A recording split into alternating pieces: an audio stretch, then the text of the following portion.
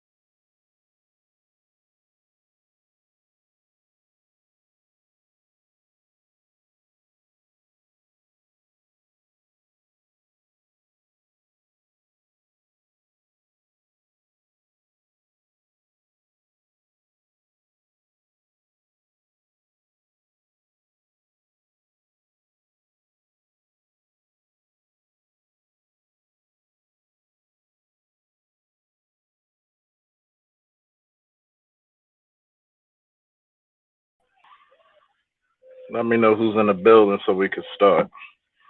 I don't know if Mr. Z and Black Uber is going to come over. I think they are.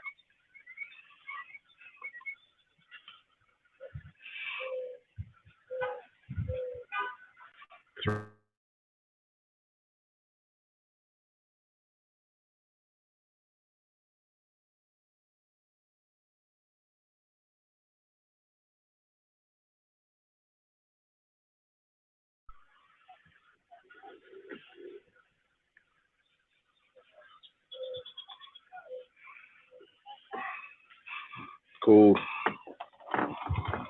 Now,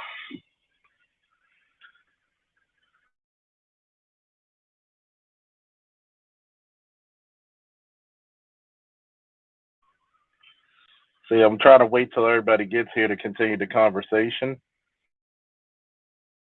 We already started. Because I know one thing we were talking about is the importance of, black men's contribution to military science.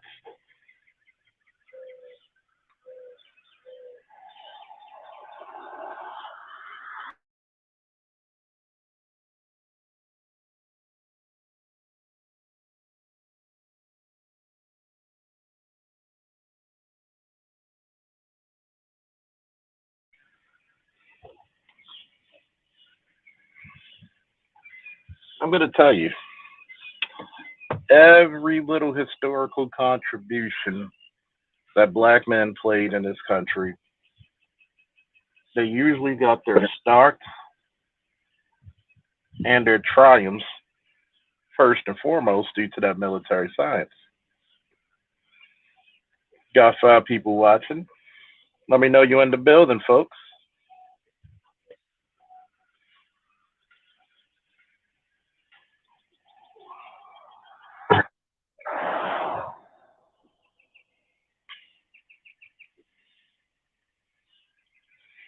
Because I think people forget that we were the first people to kill and die for this country.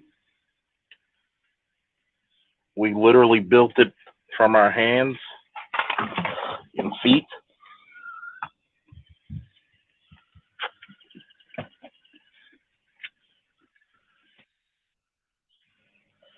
Quite honestly, I don't think we're respected because of it. For a person like B. Simone to ignorantly make her comments about Dr. King shows the lack of respect that black men fundamentally get for their accomplishments, their triumphs.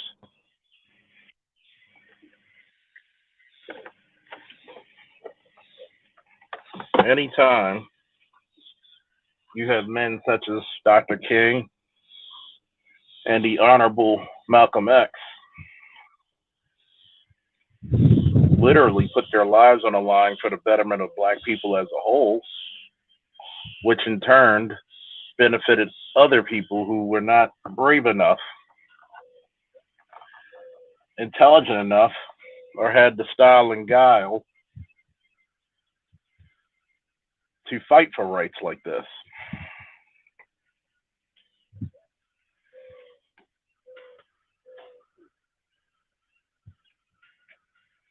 criminally,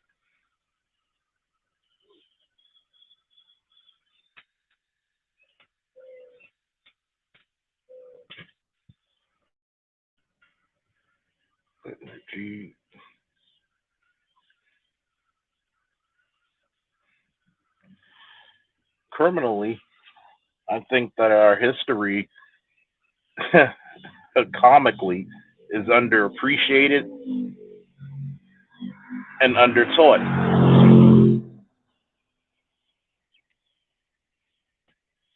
You couldn't have anyone, and I do mean anyone, tell you differently. The shamefulness of it is that, like Black Uber stated on Rogers' channel, that let's look at the Civil War, how the South was kicking the ass of the North unmercifully.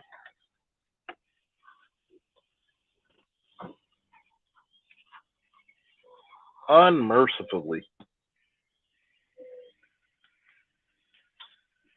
And that was until black men stepped into the fray. So much so that they changed literally the course of American history, but also world history as well.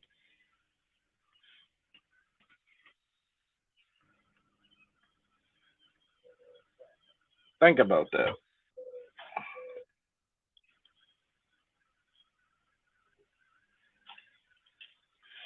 If it wasn't for the black veterans, this place would not be the world power it is that we know today. Hell, a lot of countries would have fell. I want you to think about it, right? What would have happened if the United States wasn't the power that it was going into World War II? Hell, World War One, War of 1812. Not only did black men free themselves, but they freed their families through military achievements, which I have to say is amazing on so many levels. But you have young, ignorant people like a B. Simone who's allowed a platform to shit upon one of our greatest heroes. It shouldn't just make you angry, it should make you disgusted.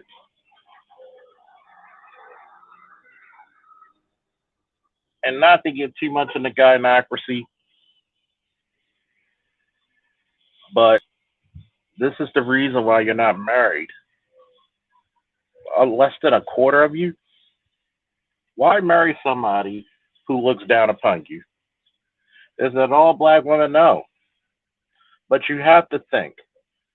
In order to achieve, you must do something differently. You got to think out the box.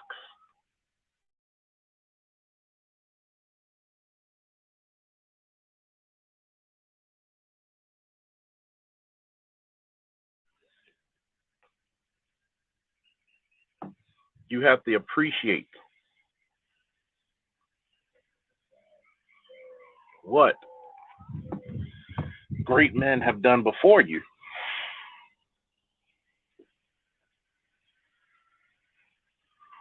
You're going to tell me men like Martin and Malcolm are not great men?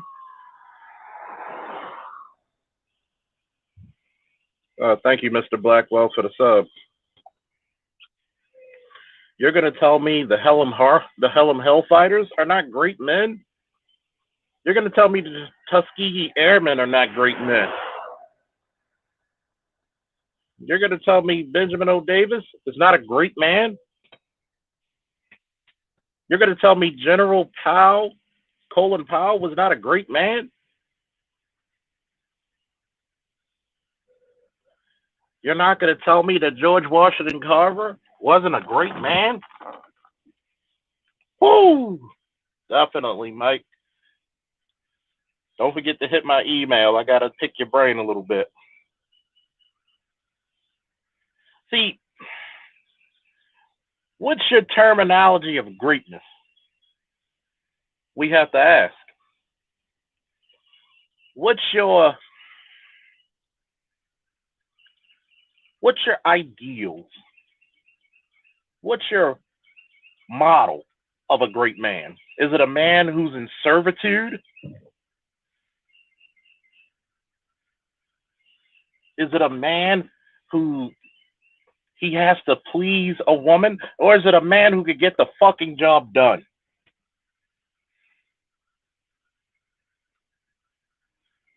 Is it a man who, despite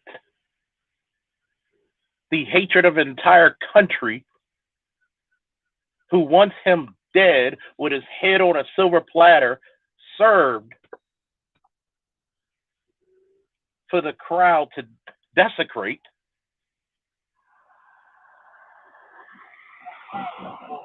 To be willing to change history?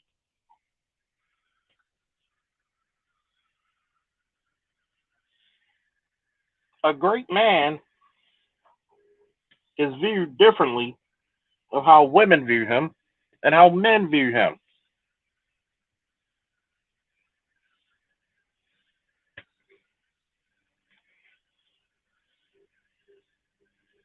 A great man is somebody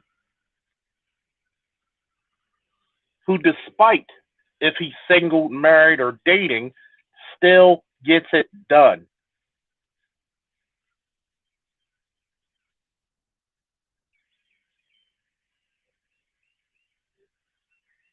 See, a great man has not only the strength, the fortitude, but the perseverance to go through what needs to be done.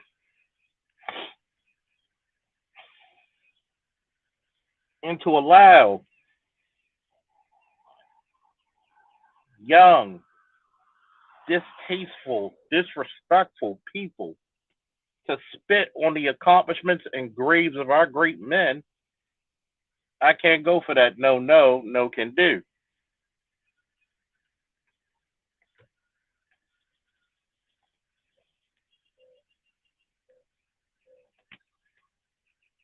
So you're going to tell me the men who are the deacons of defense, who were literally the executive protection and bodyguards of people like Malcolm and Martin and other highly claimed civil rights leaders, are not great men?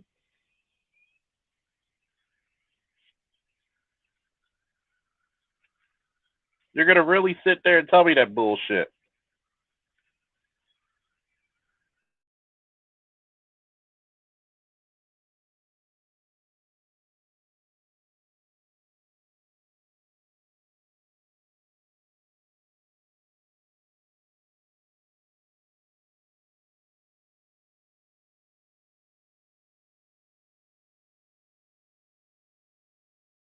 This is what happens when someone else tells you your history. When you're brought up in a culture that really does hate and undermine masculine leadership and development. You think it was the women, it was the goddamn women of the South who put up all them, who put money to put up all them goddamn Confederate statues.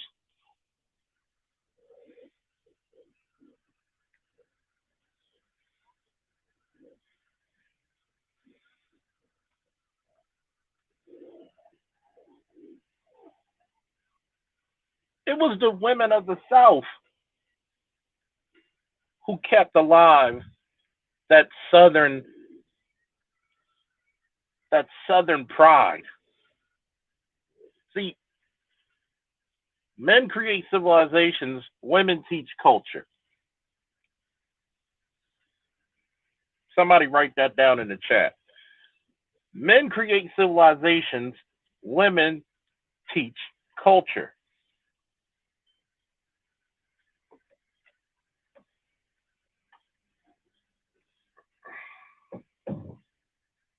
even in ancient history, especially people in Sparta, it was very common for the mothers to tell their sons either come back with your sword and spear held in victory or die on your shield. Those are the only two honorable ways you come back.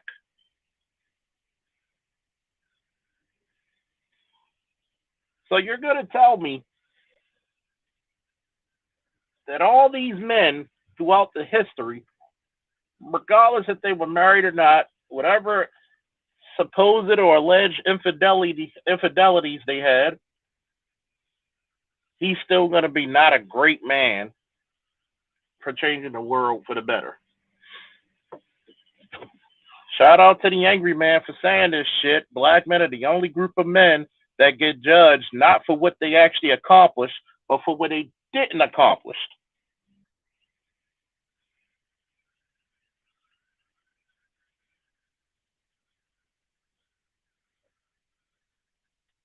You had black men in the Harlem Hellfighters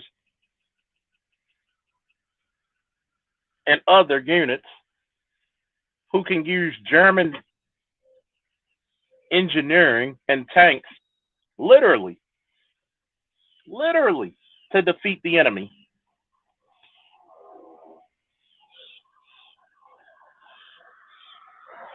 It was black men they sent in the Spanish American War who can fucking take the temperature and the heat. White people don't do too well in heat, man. And that's nothing against them. It's just biologically true. There's a reason why they got African slaves in the first goddamn place. Because every other person they tried to man those fields died due to the heat, due to the humidity. What's up, T-Gang? What's up, Josh? Antonio? Blackwell? I'm listening.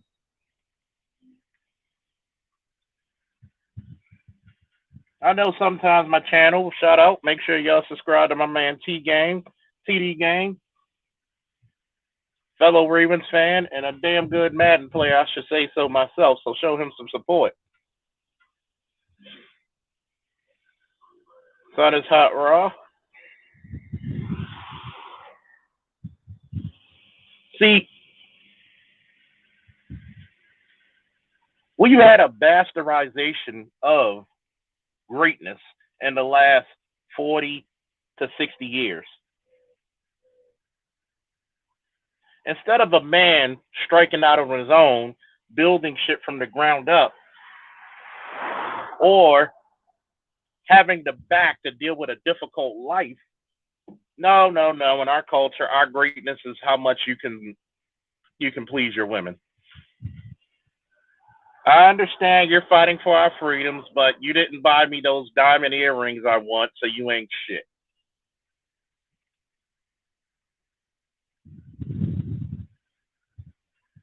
And this is what happens when you don't have a strong culture that teaches history and teaches respect.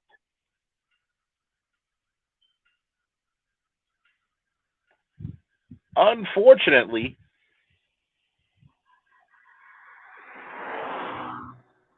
yeah, TD Gang, you're right. Hard labor and heat and white people don't work. They don't coexist. I'm sorry, they don't. And see, the failure of listening to history and speaking it without trying to circumvent it is the reason why we get our ass kicked economically, socially, and educationally. How does that sound to other races of people to have a young black woman speak so goddamn ill of Dr. King? How the fuck does that sound?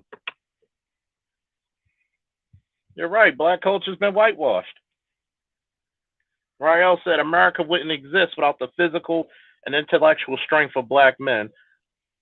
Tuskegee Institute and the National Negro Business League, which inspired U.S. Chamber of Congress and advanced America greatly. Let's see. That's how I let you know. Just to let y'all know. Cigar today. Java.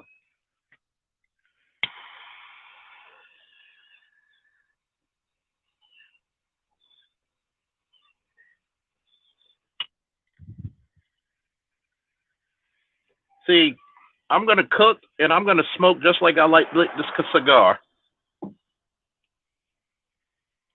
See, people don't understand George Washington Carver and how great he truly was, that his inventions with just peanut oil alone saved America, saved the American economy tenfold.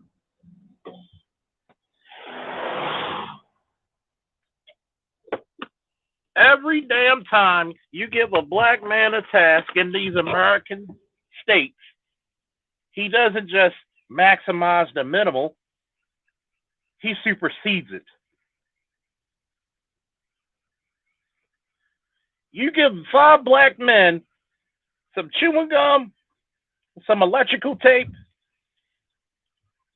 and some dirt, come back a month later and they'll fucking invent the internet.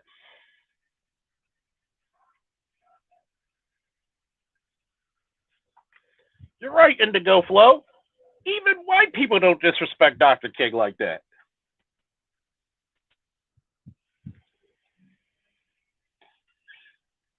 Think about this.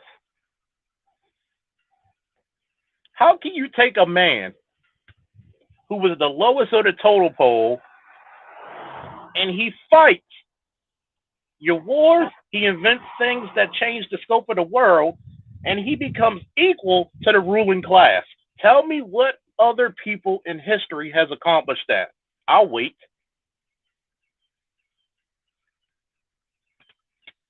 I'll wait. Even black people, or black men specifically, who never joined the military were great to the military effort of this country at some point.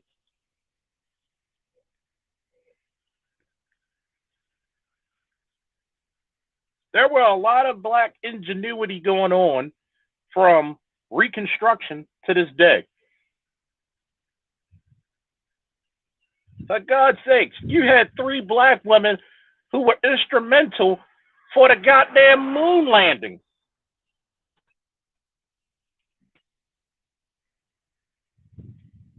The majority of us would have never heard about them until they made a damn movie about it.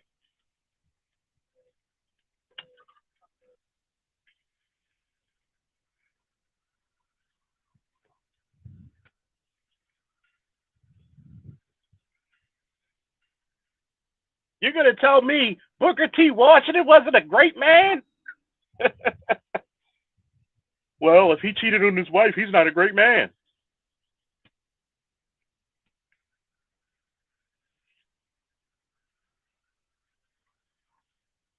Every year, white folks in Atlanta celebrate MLK's life with all types of tributes, putting up banners all through the city.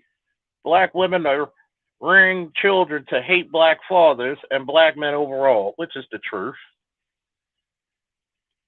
TD Game said, blacks are chosen people that's the way we great at all, but we do not want to wake up to this fact. Oh yeah. We don't want to get into semantics. We just want to get into facts and cut the bullshit down, really. If Rael, anybody want to come up, feel free to come up. I'm going to put the link in the chat again. See, militaristically, we were the first people to defend this country and die for it. There are so many paintings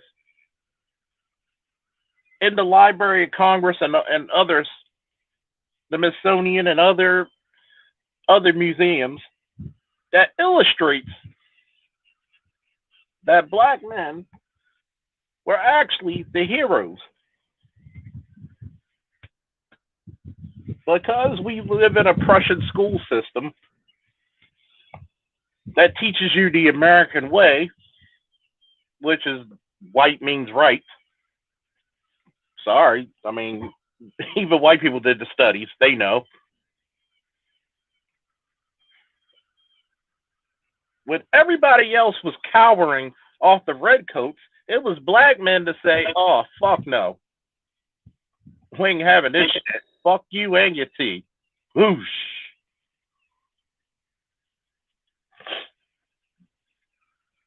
But to constantly, and I mean constantly, have your accomplishments to be dragged in the streets by your women is not a good look.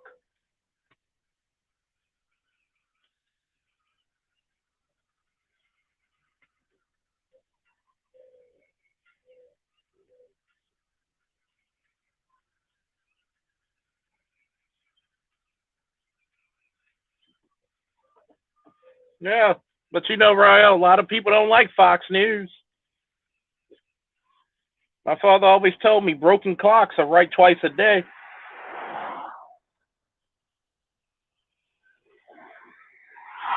Assalamu alaikum, extended clips.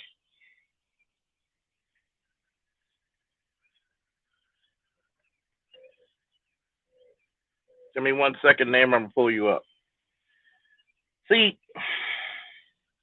we have a fundamental issue with accepting this as gospel. This propaganda of trying to belittling black men in every aspect and every facet of life. It gets insulting.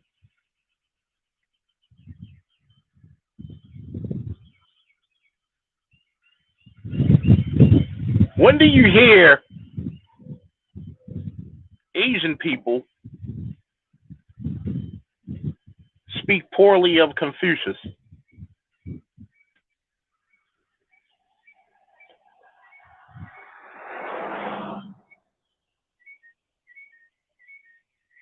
Do you hear Asian culture desecrate the name of Buddha?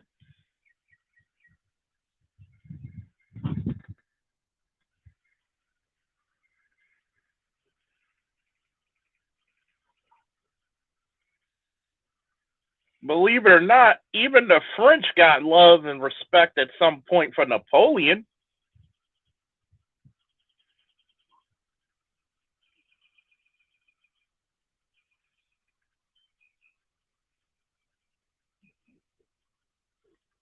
That's disgusting.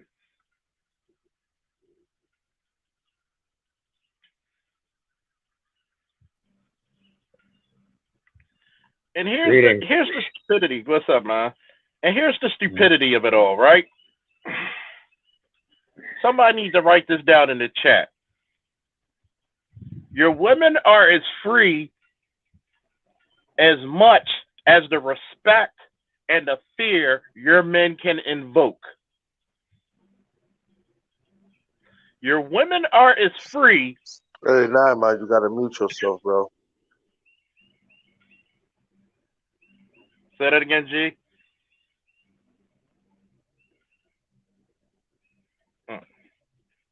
I think he muted himself. Okay.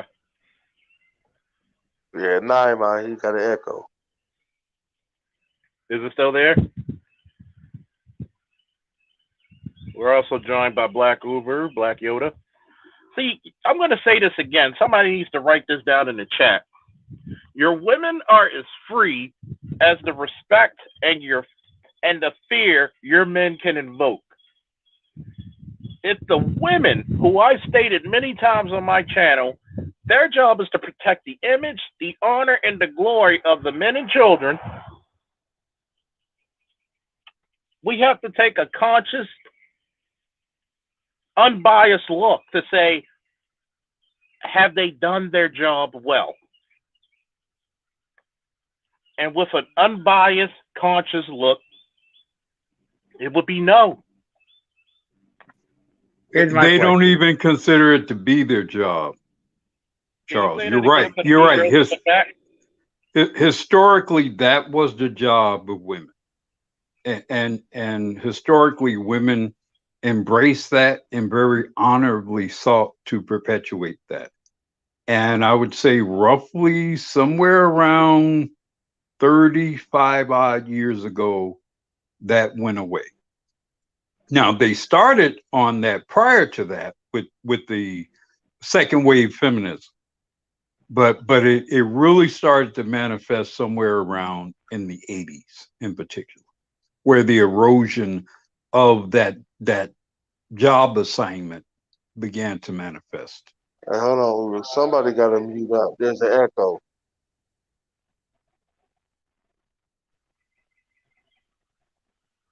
I don't hear an echo, so you might have to go come in and come back out, G.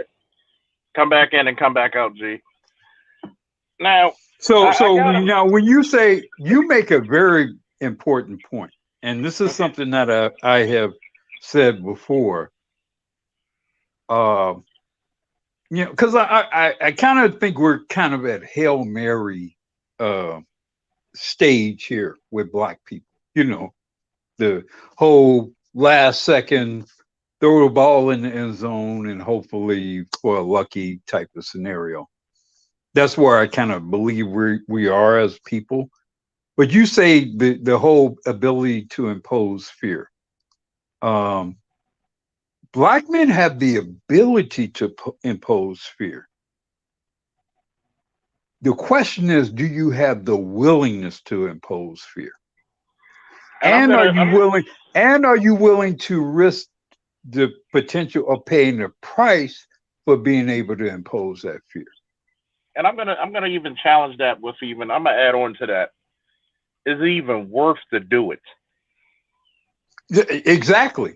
That's a very valid point, because in the past, Black men thought we were worth every sacrifice. Dr. King, for example, thought we were worth his life. He believed that. Medgar Evers thought we were worth his life. He believed that. Malcolm X, those guys thought we were worth it because they knew what they were.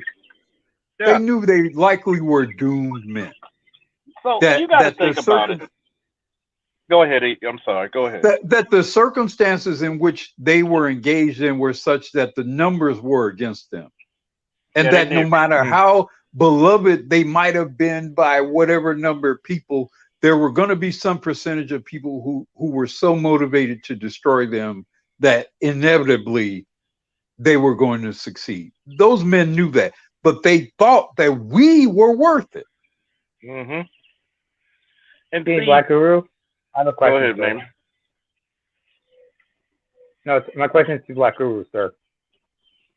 Go ahead. I mean, as the most senior gentleman in this panel, if I'm not mistaken, but back during MLK, X, and everyone's era, were they not the most reviled men in America? Because they weren't held in high regard in their time, were they not? Well, it depends. I mean, it was very complex. Dr. King had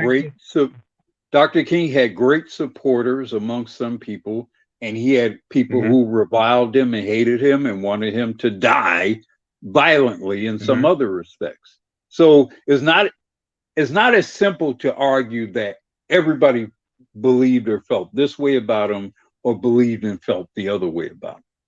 But here's the thing.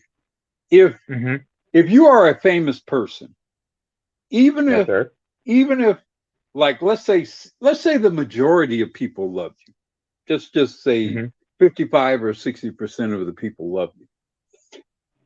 Yeah.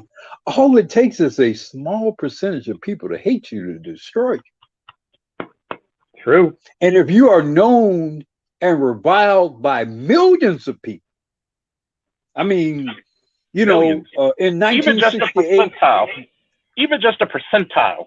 yes. So it doesn't really matter even if you are loved by the majority of people. The problem is that percentage of people who hate you, and some smaller subset of the people who actively and willfully are willing to risk everything to destroy you. That's all you need. That's what happened in Buffalo. That's what happened in Buffalo. The majority of white people don't have the courage, don't have the will, don't have the discipline or whatever to do what Peyton did. But you don't need 80 or 90% of white people to think and believe that way. All you need is some 5 or 10% of them. You could go as low as 2 or 3. Exactly. I can vouch for that. I can vouch for that. As another example I can give, although it's outside of the black community, is I forgot the name of this journalist, but if you guys might remember when George W. went to Iraq and he had that journalist to throw the shoe at him. How many people, millions of Arabs and Turks in the Middle East started holding demonstrations to show solidarity to him after he did that? Yeah. But then again, none of them had the gall to throw the, he galvanized, but a lot of them did not have the gall to do what it did. And the model of shoe that he had thrown at them, the price of the sales on that went up because everybody was trying to make, trying to show solidarity. But the truth of the matter was, they just needed somebody to get behind, but nobody's really willing to do it. Let me read this. Not that many people are going to risk it. I'm going to read this from Sun is Hot Raw. They are not our women. Remember, they remind us every single time with phrases like, I don't need a man, I'm an independent woman. Hey, salute to him. And salute to... And I'm glad he brought that up. By the power of Grayskull. I'm sorry, bro.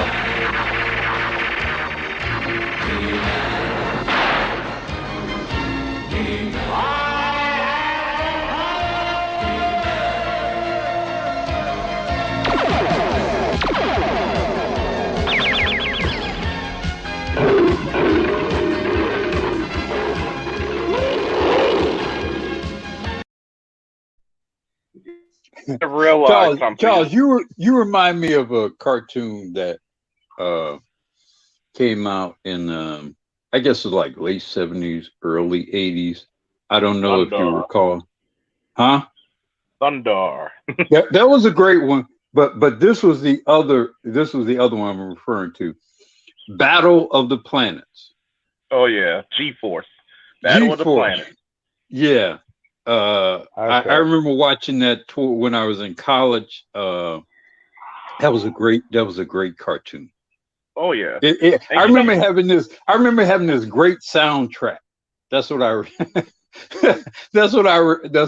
remember. Very sort of dramatic and it was one of your earlier anime. One of your earlier anime series. So if you have a chance to look that up, it was actually a great cartoon. Speaking of cartoons, there's one animated movie I'm watching on HBO. It's called Batman Soul the Dragon. Basically, Batman meets blaxploitation, 70s kung fu. All right. It'll give you a chuckle because it's a 70s vibe and everything. All the tropes of the 70s are right there. I mean, so all the brothers channeling Bruce Lee and Jim Kelly and that kind of thing. You have Michael Jai White voicing the character, one character who channels Bruce Lee and everyone. Sorry, Jim Kelly and Kareem Abdul-Jabbar, and also someone else doing a character that's like an ode to Bruce Lee. But Black Guru, the reason I asked that question, regarding MLK and everyone, how they were reviled and everything, it reminds me of this documentary I saw a while back that came out in 2016. I'm not sure if you might remember it. It's called "I Am Not Your Negro." Yeah, of course. Yeah. You remember that? Yeah, because there was a lot of things because listening to the words, of James Baldwin narrated by Samuel Jackson, especially like in the final quarter of that movie, it just reflected the foresight that Baldwin had, because what year did he die? Was it 19? What year? I think he died in the die? late 80s. I think he died in like 88 or 89, somewhere around there. That would explain it, because he foresaw a lot of things that were he foresaw some of the things that would happen like in the as soon as like the early 90s, because he saw what direction society was going. And like he said, like I remember he said certain things like the mistake that white supremacists make regarding black people is showing their hate. Exactly. You pretty much showed your card, just like we're playing a game of Uno, and you telling me your cards. Now I know how to actually work against you or work around it. And think about it. But they tricked us. What they did was they imparted their hatred into our women.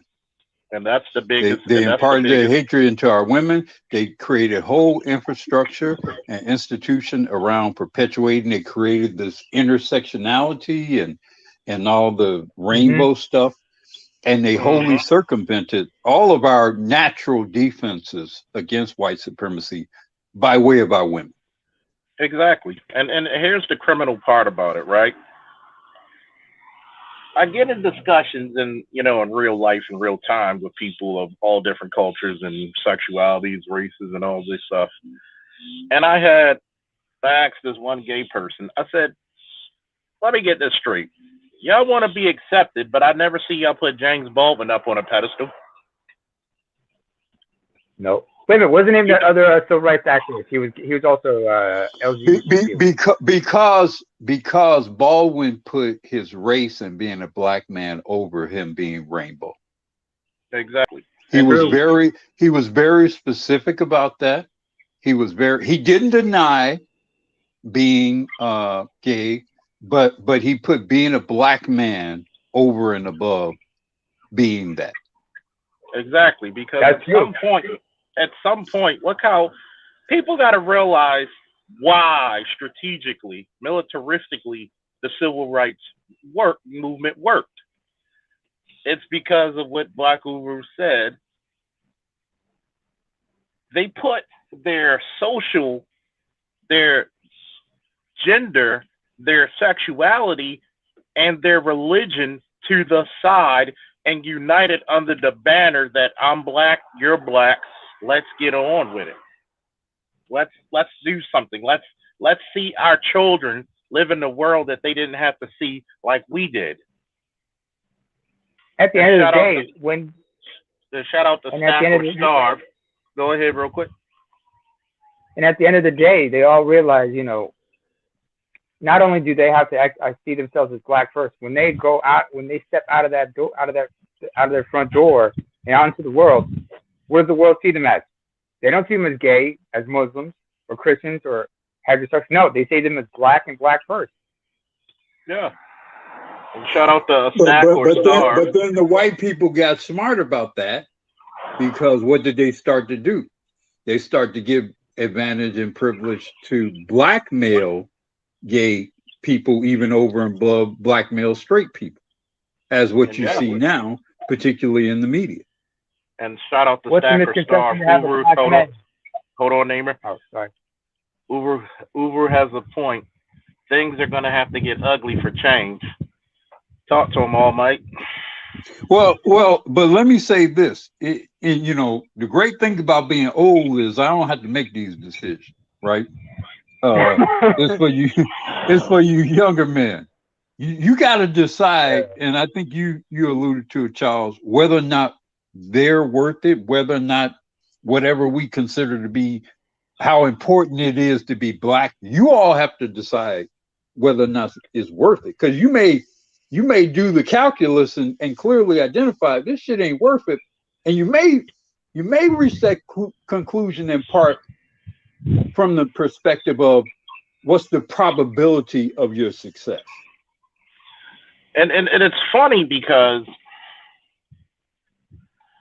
when you have somebody, a B. Simone, I don't even know how old she is. I doubt she's 30. If she is, it's amazing. But this is the part of being young, dumb, full of cum. You don't know your goddamn elbow from your asshole.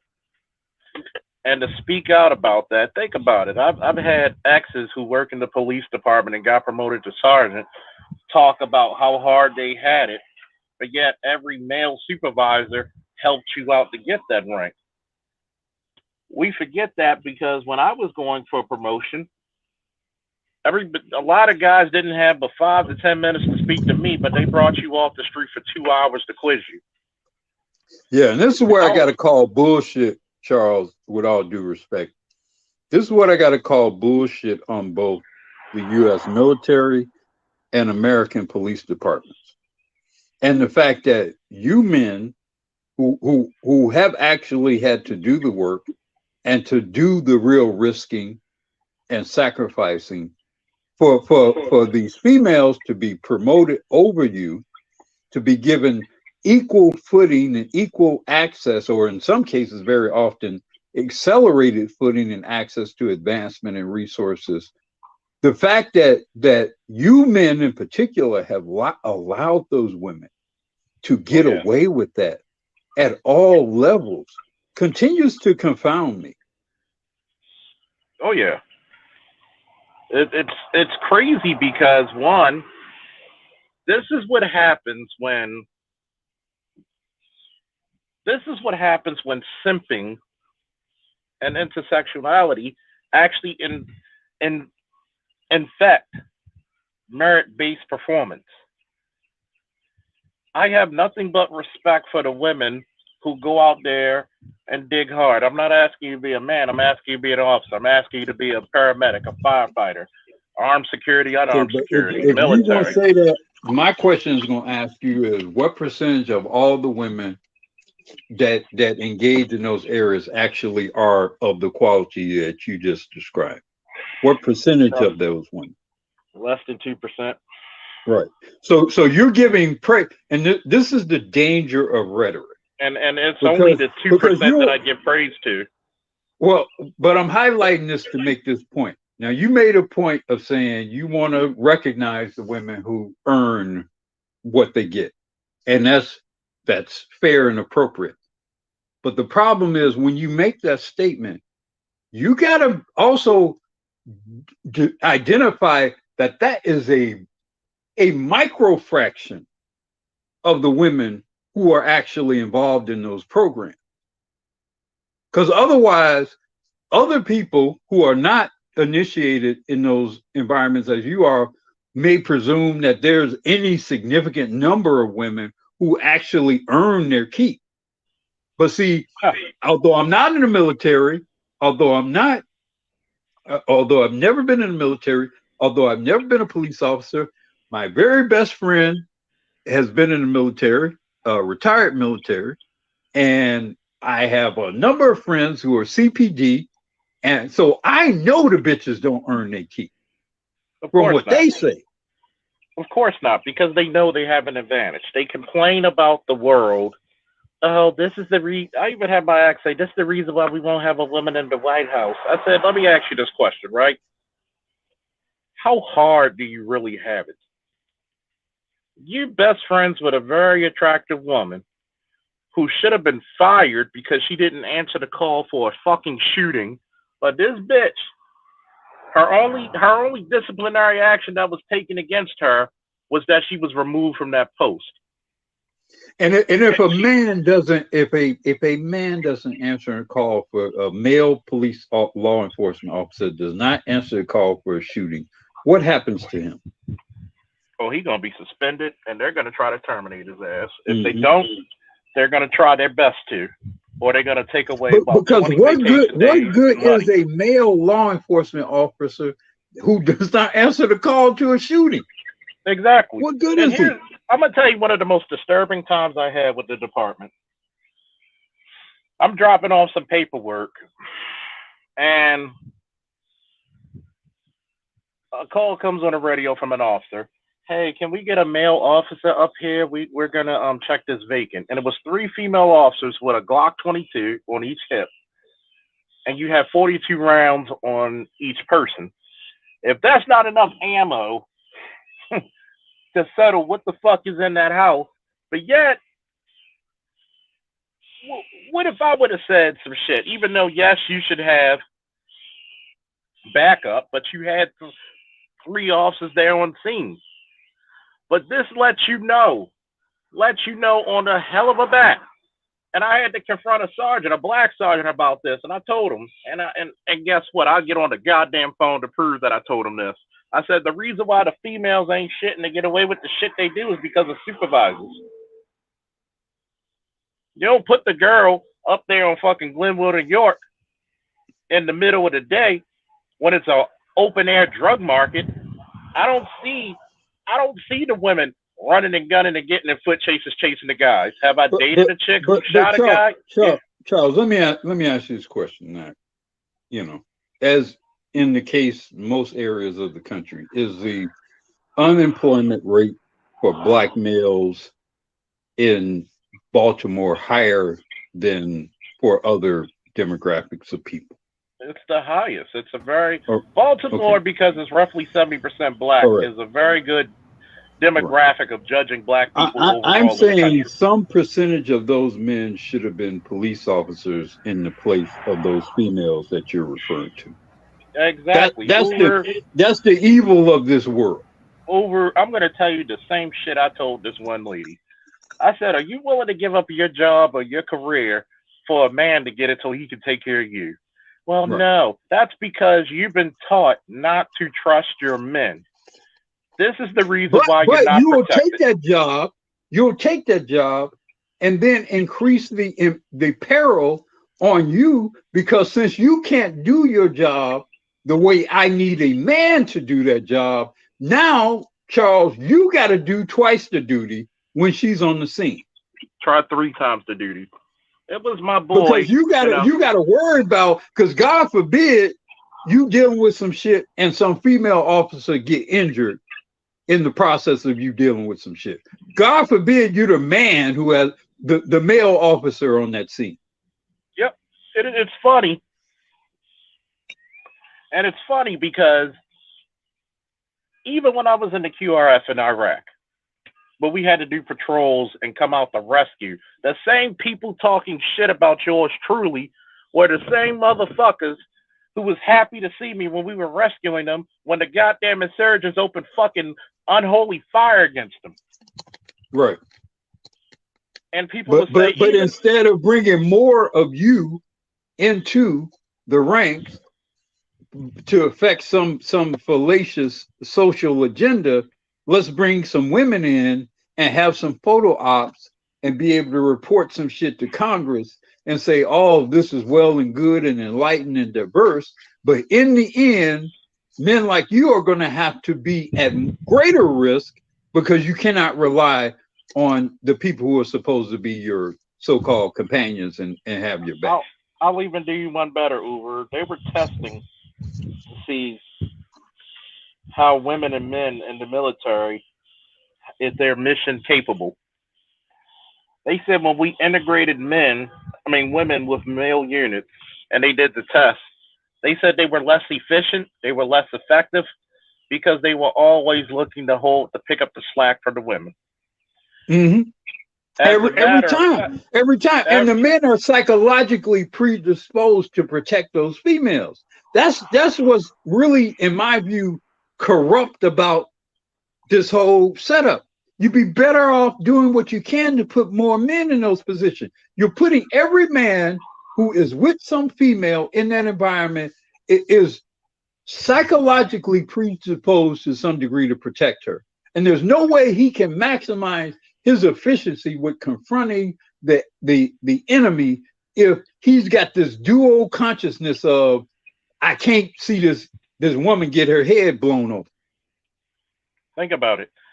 There are still things, people, I don't care how technologically advanced the country or the warfare, at some point in the warfare, it's going to come down to hand-to-hand combat in every war, okay? You got to be ruthless enough, strong enough, fast enough, tactically proficient, martially efficient enough to handle that threat coming at you. Think about it. You got to put and you got to be strong enough to drag some other brother out of harm's way. Exactly. That's the other thing. And you got to think about it militaristically. The mindset of a soldier or Marine or whatever you want to call that individual,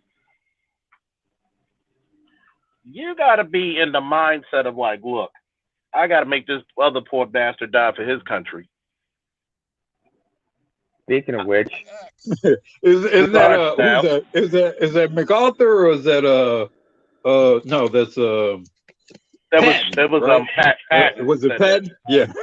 Yeah. I remember that. the old man. Your duty is not to die for your country. Your duty is to have some other poor bastard die for his country. I think that's what he said. Indeed. Well, he was in the European theater because MacArthur was in the Pacific theater. Yeah, but then again, that's correct. Yeah. One problem that one man that wait, who was Charles? Before I just need to get off on tangent here, but to digress a little bit. But Patton, he was at odds with another general, wasn't he? During D-Day and such. No, he was at odds, I think, with Eisenhower. Eisenhower had to quell him a bit. He had to corral him a bit because he knew what type of guy he was. I mean, I think there was some issues between him and Marshall, but yeah. There was some issues there. Yeah. And Field Marshal Montgomery, the British Armed Forces as well. Him and Patton could not get along. But but if I remember, Douglas MacArthur, his main issue because he was in Pacific Theater was not with anybody from the Army, but somebody from the Navy, a man named Vice Admiral Ernest King, who would later become full admiral. Yeah, and eventually MacArthur was fired eventually by. And it's like it's funny. Yeah. Sorry that I had to cut out, but it's funny because, like when I said the Patton quote, he also had another famous quote. It is wrong and disrespectful to mourn men who died. What should be done is to thank God that men like this lived. Yeah. And what happened is we got away from thanking the men who lived. How many of our families recognize the authority and the efforts of Big Mama, but we don't recognize or put up a fucking picture over the mantle of Granddaddy? Mm-hmm. Big Mama wouldn't have had that house. That's your gynocracy for you, though. Yeah. Because I promise you, in those white communities, they got that picture of that man on that piano. I guarantee you that. And when I look at that's the question I wanted to ask, actually. That was a question I wanted to ask, actually. Go ahead. How many Black families celebrate Memorial Day or Veterans Day? In fact, has the meaning of those two specific holidays been lost to these past generations? Well, we do in my family because my nephew's the 6th or 7th generation to join the military. I'm the either 4th, 5th, or 6th because the more I look back into it, I had every war that we had for the past 120 years of Faulkner or one side of the family was in it. So we celebrated. Matter of fact, we celebrated last year with my father, who's a Vietnam Marine Corps vet, my aunt, who was a vet, who was an Army medic, who just passed, and my nephew, who's currently in active duty today in Texas. So you had 3 generations right there sitting at Golden Corral right there celebrating. So the problem is this, and correct me if I'm wrong, military service was also a rite of passage for many men, not just Black, but many men, to get their respect. See, a lot of people forget this. You can be a 30-year-old man. If you ain't do what need to be done as a man, you ain't sit with the big table with the men. You didn't drink with the men. Well, prior to Clinton, you couldn't really be a president without having had military service. I'm sorry. You know, and hate me for saying this. I don't and in one of the major theaters without military service. And in one of the major theaters of you know, World War One, World War Two, Spanish American, you know, Vietnam. I mean, that was a criteria. Yeah. And I'm you guys are young, but I remember that being a very big deal during the 92 election. That George W. Sr. had been a war hero and had been injured in battle and whatever, and Clinton had basically, his uncle or some rich uncle or something had managed to kind of get him out of Vietnam, essentially. Yeah. So I remember that being a huge issue. I thought and frankly, let me finish. Had Ross Perot not gotten in that 92 election, Bush Sr. would have been reelected. And it would have been largely on the issue of military, of the military. And think about this. My personal opinion is that no one should be an elected official without military service. You only have, what, a couple of years back, the lieutenant governor of Maryland, who was a lieutenant colonel when he retired from the military, was the highest ranking official in the United States who was a prior service veteran. And he was a black guy too, by the way. His name escapes me for the moment. But he was the highest ranking person in any office to be in the military, to be a prior service military veteran. We got away from that so much so that, think about this. How the fuck can you send people to war if you don't know the calamity that you can cause if you send them? There used to be a hierarchy when we had some manly endeavors. Hey, you taking your ass to the military. I don't want to go to you giving us 2 fucking years. 2 fucking and years. Even prior to that, there was, you know, if you particularly, for example, European aristocracy, you know, you were required to have some sort of wartime record as a duke or as a you know, count, you know, whatever. You were required to have a record of defending Britain or defending England or defending France. Look at William and Harry. They served in Iraq. They were pilots. Right. So part of your qualifying for being in an aristocratic, if you will, position. No, Harry was in Afghanistan, actually. Oh, sorry. Well, part of your qualified for being in a aristocratic position or the equivalent in the United States. For example, your Roosevelt, Teddy Roosevelt, was you having been on a battlefield. Yeah. Right. That was part of how you qualified. You know, every kingdom was established by somebody at some point who was great at killing other people. You had to be a war hawk.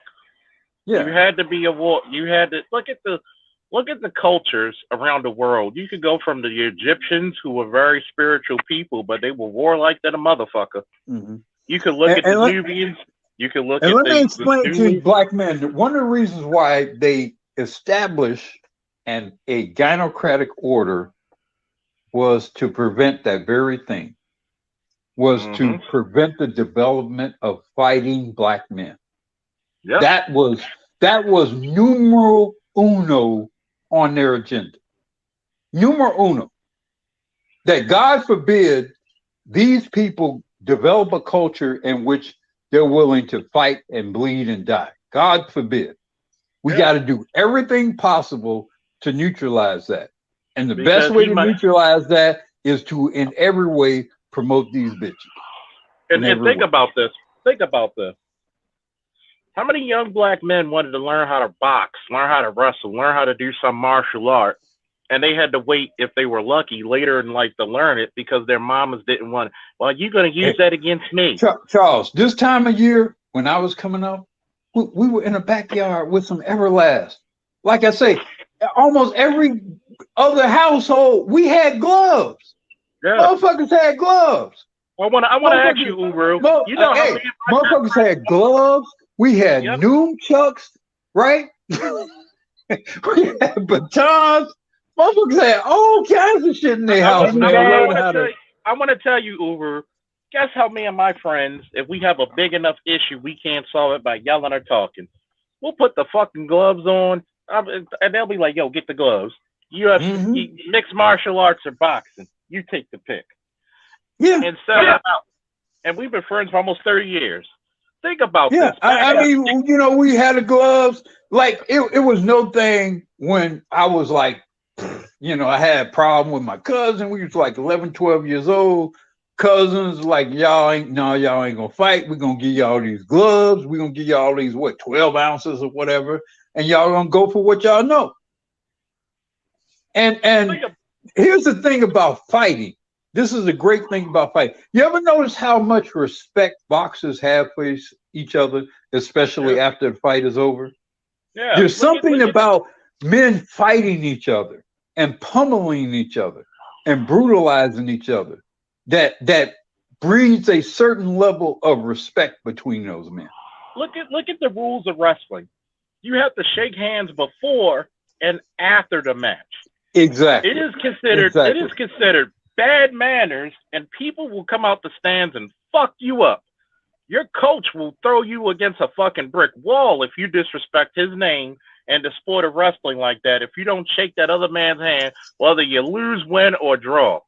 Even in losses, I have to. And one thing I love about mixed martial arts and combat sports is all, after a great battle and the most shit talking to each other, what do usually those fighters do? They hug and embrace each other. Yeah. Except that one time. Charles, one exception. If you remember, UFC 229, the fallout after that fight. Yeah, that's like the few exceptions. But, and even with Khabib, right? Khabib is a really, really nice guy. But when you start insulting somebody's religion and their people, yeah, they're gonna want to kick your ass real good. Conor aired out dirty laundry. He pissed off an entire region because he aired out the dirty laundry of what was going on in that entire region. In fact, there were people over there from Chechnya as well as in Dagestan who took to social media and said, "You better apologize, or we're all coming for you. We're coming for you." And it's funny because when's the last time you heard black men say, well, I'll tell you, the last time black men checked other black men in a big scale was the Jamal Bryant incident. And Baltimoreans everywhere, we apologize for that stupid motherfucker. It took black men of the same fraternity to call him up and say, you need to apologize to that man. Mm-hmm. And you know, a lot of shit in my career, I spent being the man in the suit. And I had to explain to people, it's best to deal with... How did he not know that man was frat?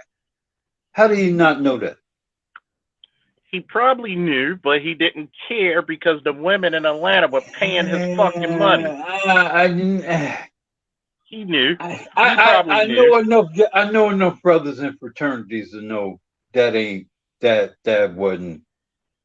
He was on some other shit. Yeah, he was on some other real life. Knowing Jamal Bryant, he loves that money. I mean, for fucking sakes, his wife was on Real Housewives of Potomac. You know, so you're trying to sell a narrative about a man that's supposed to be your fraternal brother when that's a big no-no. That's a big no-no.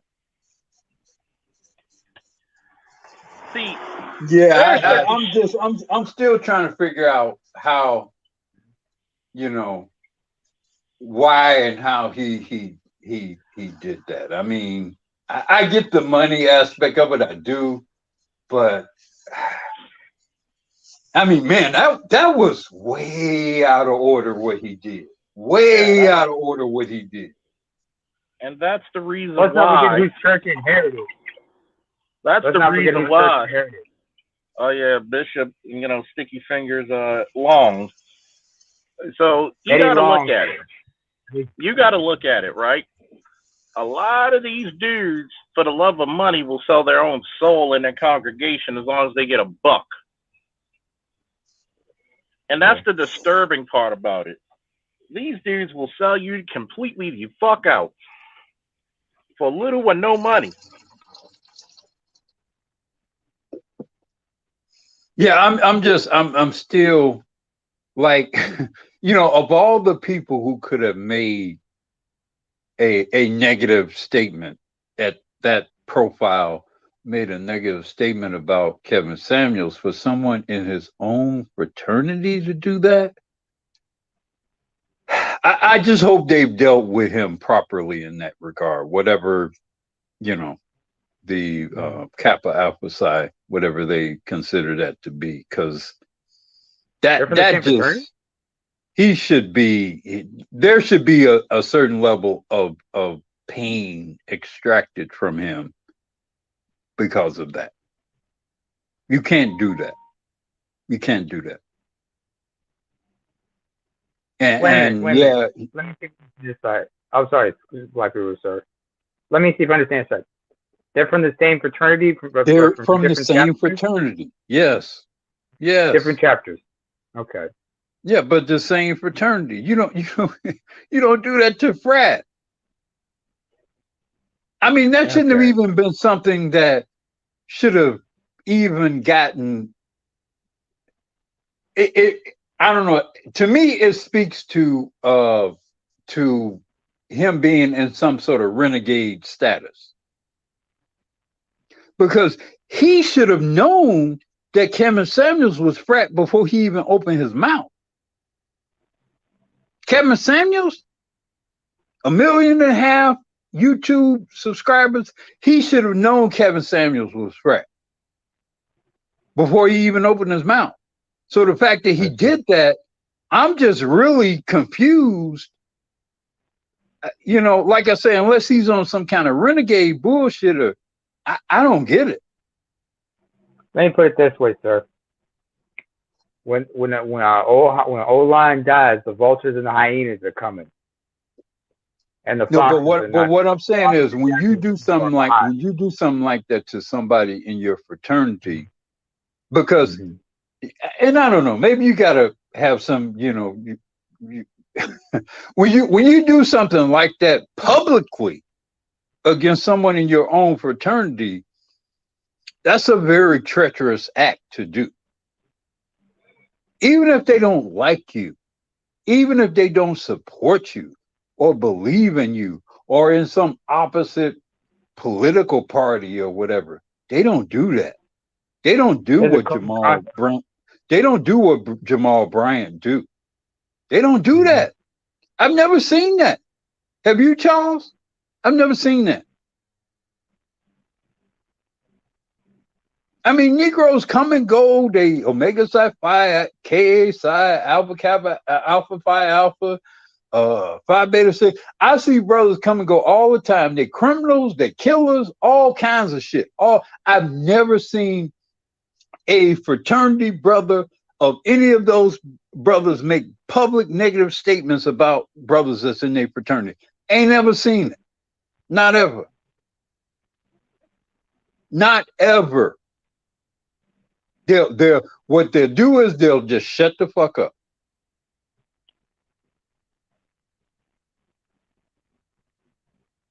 So I just think it's very interesting that he did that, and you know somebody, but like I say, if you're on some kind of renegade status, or you know, I don't know, whatever, but you know, like I say, hopefully he paid his proper retribution to Kevin and to, you know, his fraternity brothers or whatever, and made right with that, because I have, you know, several dear friends who are Ka Psi or Phi Nu Pi, I guess, and I don't recall that being something that they necessarily countenance. I don't remember that. I'm not aware of that. That's interesting. I mean, I myself, I to be honest with you, I'm not very well versed in when it comes to these letter fraternities, because that's a concept that's outside my realm. Well, they go back about 100 years. I see. All of them. This has to be like American some of the. You go back to some of the beginnings of, you know, HBCUs, and you know they are a part of the establishment of some sort of class status, or glitterati status of Black people in America. Mm-hmm.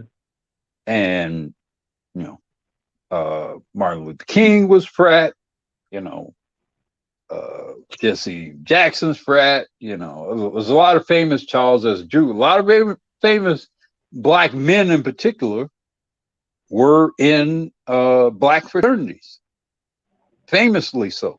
Michael Jordan is Omega Psi Phi. I think Shaquille O'Neal is Omega Psi Phi. So a lot of Black men you know about are in one of those fraternities. Yeah, and it's funny, and notice how we almost have a disdain nowadays for a lot of young men joining fraternities. But they'll promote AKAs and fucking deltas, and you got an AKA now is a heartbeat away from the presidency. Yeah. Or lack of a heartbeat. lack of a brainwave, but go ahead. Yeah, pretty much. And think about it. They want to promote her and her ilk, and she's been throwing more Black people in jail than a motherfucker if you check her history. That's why.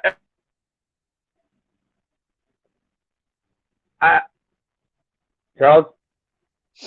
We don't hear, Charles, you kind of fading in and out, which is weird on your own stream, but for whatever reason, you're fading in and out. Right, dear, but how do I know this person is going to literally think in the best interest of Black people? It's going to be Black women who's going to benefit. Well, this is to me is simple math. If it's pro-Black male, it's pro-Black people. If it's pro-Black female, it's pro-Black female. Simple math. All you have to do is look at history. That's all you have to do. Pretty much. And I mean, I'm not saying bring up hate, but how many times are you going to be the guy getting your ass handed to you to realize, one, you're in enemy territory on both sides of the equation. The only people holding this community together, this, if you want to call it Dutch, I call it, you know, a bunch of Negroes who live near each other. What are we benefiting out of? What's the point of coming out?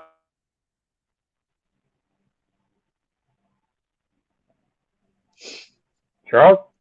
Okay, I don't hear you, Charles. I don't know why you're fading in and out of your own stream here, but you know,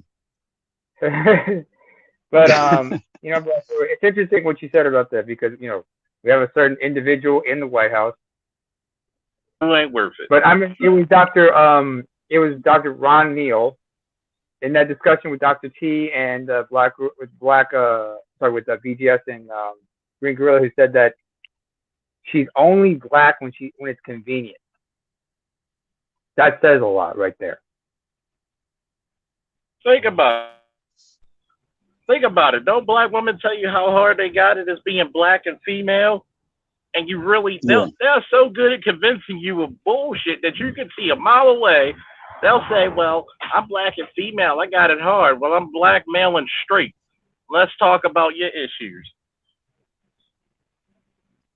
I mean, well, and to that, I would say the mistake that we have made as black men is we have not officially quantified what it means to be a black male. Because if you do the math, if you do the calculus of what it means to be a black male, they have no leg to stand on. All of the social science asserts that it is more, when you put everything together, when you do the educational, when you do the employment, when you do when you put all of that together, there's no way you can make an argument that it is more difficult, all told, to be a black female than it is to be a black male. But where we have been negligent is in formalizing that in a way in which it can be persuasively communicated. That's why I say one of the reasons why I think we have to legally separate from black women is so that we can begin to create or facilitate the creation of that sort of social science where you clearly delineate and separate what it means to be a black man in America versus what it means to be a black woman. And get off of this whole y'all black people together, because that's just not true. Not today. And you got to realize this. That's going to be the most difficult thing for black men to do, because black men are the most hopeless romantics you'll ever meet. That's well, true. Me and my lady, we separated, but and yeah, I know she dating other people, but I still got hope. I still got hope we can get back together. Sometimes you got to smell the roses. I had to tell one thing. But here's the problem, Charles. And the problem with this reality we're in is that it's kind of predicated on, in a way, ironically, the hope and the faith of the reality we're in is kind of based on the fate of the ADOS male. Yeah.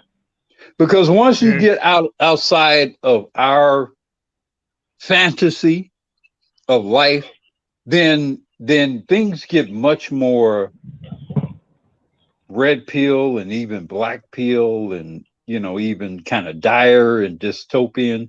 I mean, once you get out of the fantasy of the ADOS men about what the black community can be and about what America should be, once you get outside of our fantasy, our fairy tale, then the reality of things become much more painful. And pain like experience is a very good teacher. Yeah. That's a very good teacher, because obviously a lot of black men are going to have to live up to that reality of what the pain is. Like you have no ally. But part of realizing that pain, Charles, like for yourself or whatever, because I'm assuming you have like 2 pensions, right? Yeah. Why are you here? Why are you in this country? Well, I mean, you could so easily go somewhere else in the world and almost live like a fucking king. Most parts of Africa, many parts of Asia, you could just go and just off the strength of what you earned, and the risks you've taken, you could very easily, very comfortably live. And maybe you can do whatever it is you can do. And most people would just look at you and be scared. And so you can just kind of walk around and, and just make money just off of your physical presence, frankly. Well, One reason why. You know what I'm talking. You know what I mean, though, right? Oh yeah. Which So trust just me, so you're eventually, electing to stay here is an act of faith. yeah. And mostly, I'm trying to work on where, hey, Ghana, I might buy some property over there. So you never Yeah. know. When the situation's right, I'm like, look, and my son's old enough and be able to take care of himself, Sure. and there is no reason to stay, especially, and if I do stay, it's because of business reasons. I mean, it's not Well, but because you're women. you're also staying probably because of black men. Yeah, yeah, pretty much. And that's the fundamental issue where, you know, because once you have a certain level of resources and they've been secured and you can move about the world, then you are operating less on when you stay, you're operating less on sort of practicality and more on faith. You're operating more on some wish for something or some belief in something or wanting to support something. You know, you're not really operating on anything that of any real tangible consequence, at least to this country. Pretty much. I mean, you got to look at it. What keeps black men here, like you said, is not only faith. It's also saying, you know what, in the hopes these women might act right. A sense of loyalty. It's loyalty, but you know, what's the point of being in a relationship when you're loyal and the other person isn't? That's called abuse. Some people can't. But the thing is, like, so many men are like unable to see this logically. Like you said, hopeless romantic. So there's a lot of emotional thinking. They don't want to deal with the harsh reality. People prefer the beautiful lie over the ugly truth. That is something people need to get over. But they're not going to really, for black men or ADOS men in particular, they're not going to get over it until, you know, we leave, until you leave, until you make scarce that which you have for so long given freely to them, until you remove the comfort of your presence, until you remove the comfort of seeing you and hearing you and thinking that and believing that just because you're like, you notice, Charles, maybe more acutely than I do. I'm sure you do notice more acutely than I do. You know, you've been in situations, many situations, where black women have felt more comfortable, not just black women, by the way, women, but black women in particular have felt more comfortable just because you happen to be there. You know that. You know they felt safer. You know they felt more secure. You know they felt freer to move about because they think that just because you're there, that a potential villain is less likely to appear or to you know, operate in that environment. And that's true for many black men in many different kinds of environments. Just by your being there, women will feel like they could do stuff that they cannot do without you being there. And all I'm saying is, I think I can. What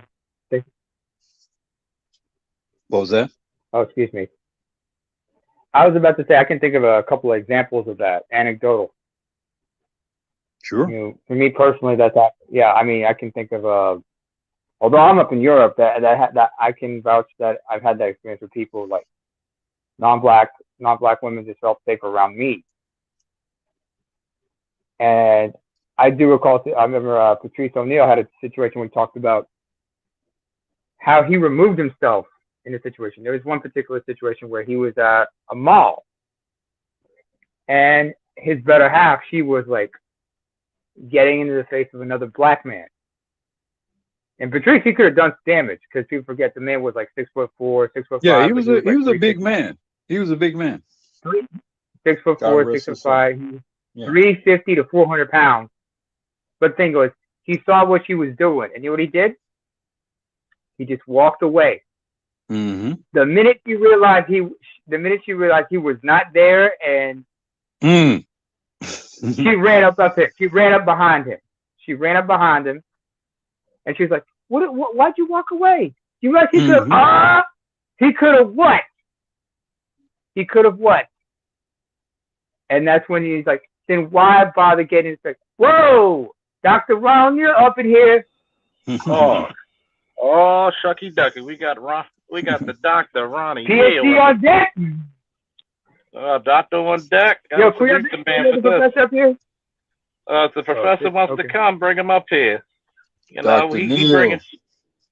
Please, I hope y'all subscribe to Dr. Neal. We got to give him the Ric Flair. Hey, some of those field projects that Dr. Neal has done have been. This one's for you, Dr. Neal. Very enlightening. This is for you. Woo!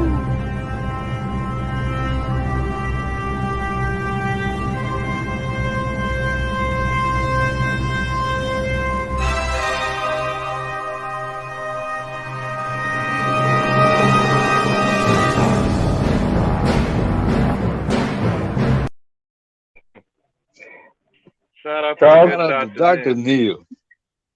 Excuse me, Charles. Yes, sir. I just gotta say one thing. That Brian Myers ass, it never gets old. Oh, it never will. So this, hey, Dr. Neal, if you got a second, come up on the panel. Appreciate you, doctor, for that. Yeah, I gotta shake his hand about a couple of things. It's funny because, you know, for Namer and Uber, the biggest case I could say for the black man is finding his worth in the scheme of things, not to his woman, not to his country, but also for his own life. Am I independent to determine my manifest destiny? Am I the captain of my fate and the master of my destiny? And a lot of black guys, if you take them and say, write down what you would like to do. What are your hobbies? What are your goals? What are your dreams? What are your aspirations? And there are a good number of black men who wouldn't even know. But tell me what you can. But if you actually change the subject up and say, tell me what you would do to get a girl or to please your woman, they're writing out 3 pages.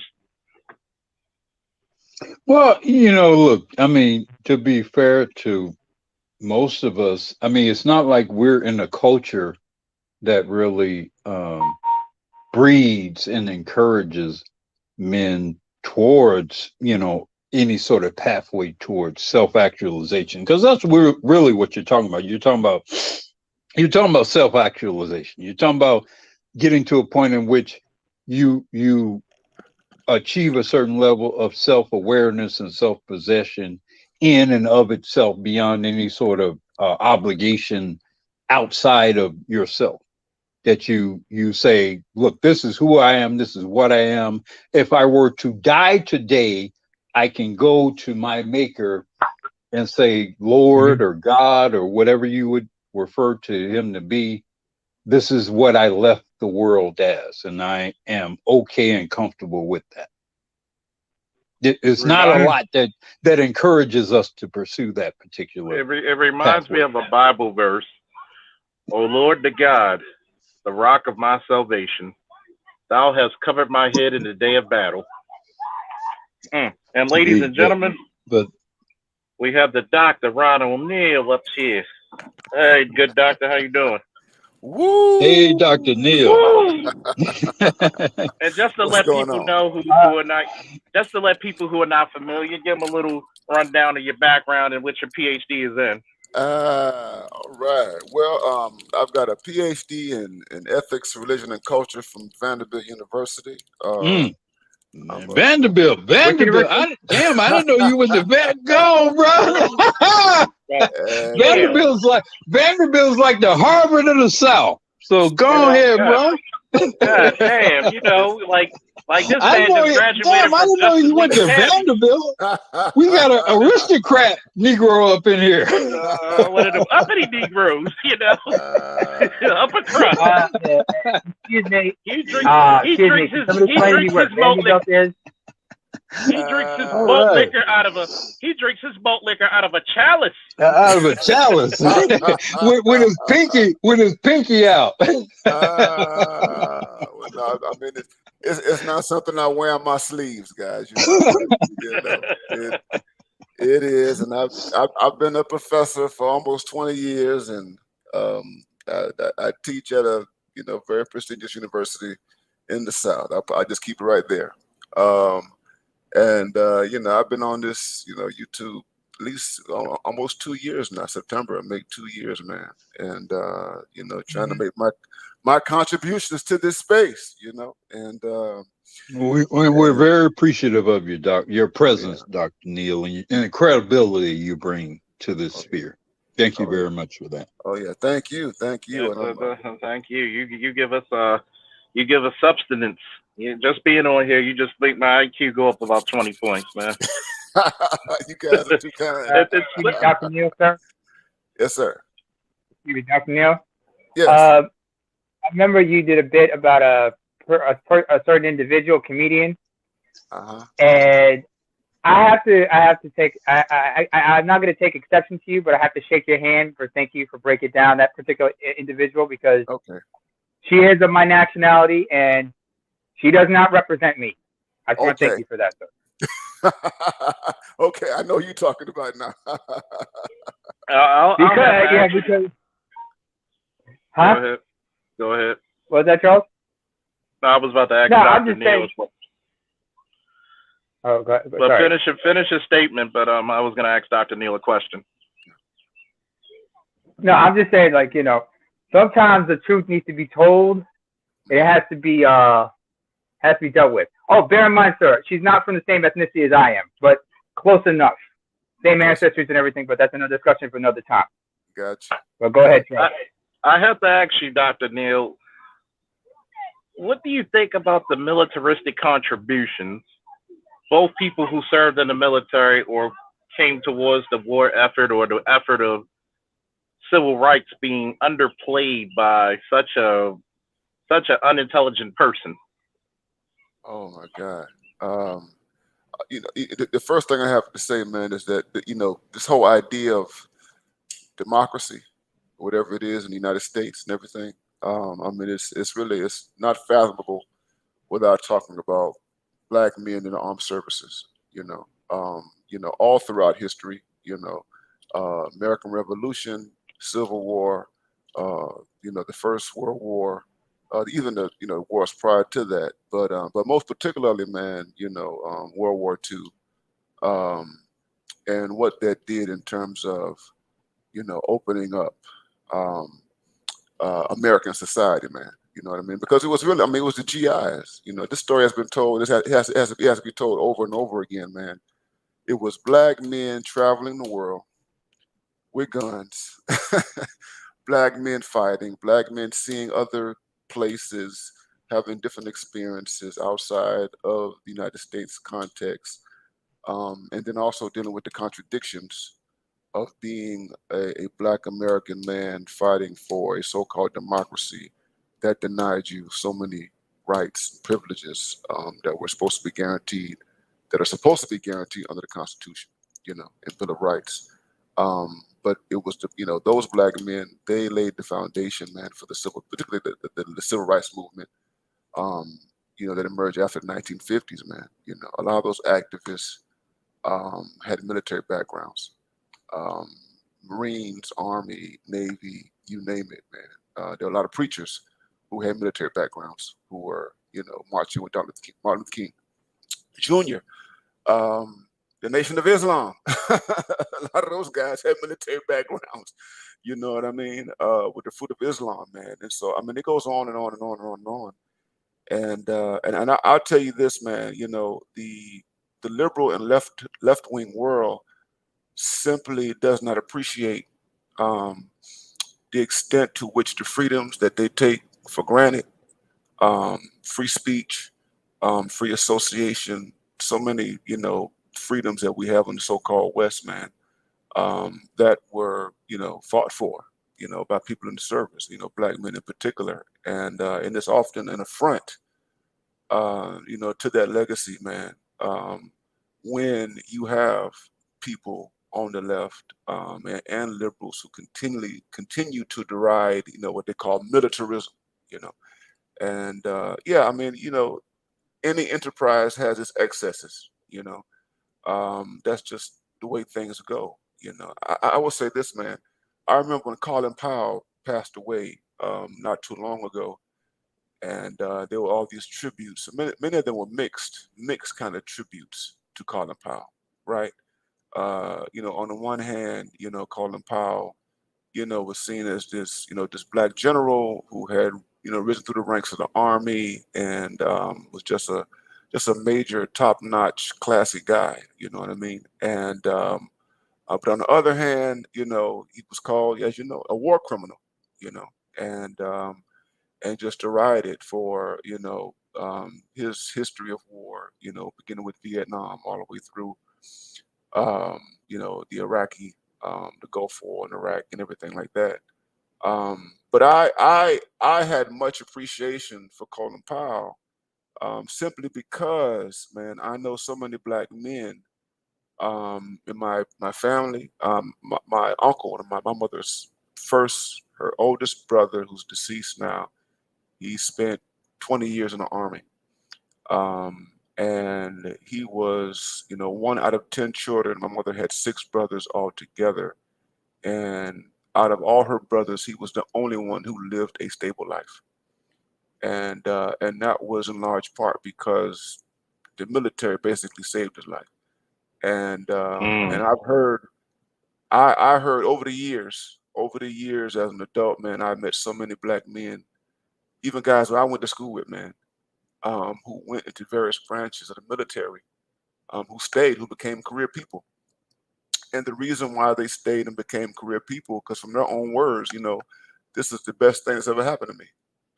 And you know, there were no other alternatives. You know what I mean? And so, yeah, I mean, I got much respect, man. You know, when I was in college, I was recruited by the Marines. I was recruited by the Army and everything like that. I mean, they were on me, man, to become, you know, an enlisted person. But I wanted to do other things. But I've never knocked the military, you know, in terms of what it offers, you know, black men in particular, man. And and again, I understand some of the criticisms of the excesses of militarism, man. But you know, the reality is, man, that if we have any kind of safety in this society, bro, you got to have an army. You have to have a protectorate. You can't get around it. You know what I Very mean? true, Dr. Neil. I think that because of this feminist outcry, or well, and the tamping down of their boys, they're starting to learn that, because no nation is ever great without a standing army to protect it, like you just said. Yeah. And so many benefits came from the military, even throughout the ages. You couldn't lead anybody if you weren't putting your ass out there on the line. Yeah. You couldn't, nobody would vote you in. You would not be, that's how so many people throughout history became lords and all kinds of other status symbols, because they were willing to put themselves out there. Yeah. And so much of our black community was built by the military veterans, thanks in part to the VA loan, both education and housing. And it's crazy because yes, we got a lot of black people who were discriminated against, unfortunately, but finally got their due compensation, or at least their surviving members for those who passed before it. There are so many times that your granddad or your great granddad got a VA housing loan, and he passed on, but we still give praise only to grandma, and she was just the person there back then. Yeah. And you know what's interesting? You know, there's been a lot of discussion about not just VA loans, but the GI Bill, right? And like when people talk about the GI Bill in this country, and particularly white wealth, or just wealth, it's limited to white people.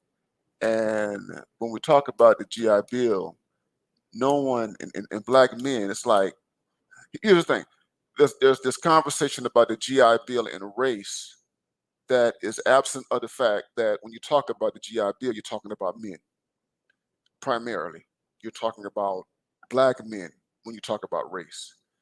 And there has been this tendency to not focus on how many black men did not benefit, from that legislation. Not gonna say all, but a lot of that stuff, went around folks. You know what I mean? But these black men were the ones who participated in war that necessitated, that kind of legislation, man. So yeah, man, it's real, man. Even beyond, as you were saying, man, with the other type of veterans benefits and legislation and everything like that. It's easy for us to just throw men under the bus. You know what I mean? And always attribute all of our land acquisitions and all of whatever wealth that black people have been able to attain, to to Madia and everybody else. You know what I mean? So Yeah. the real thing. Yeah. Yeah. Hey, what's up? We got Rael and we got Mr. Z. Go ahead, Rael. Give me a second. Let Mr. Z go ahead. Go ahead, Mr. Z.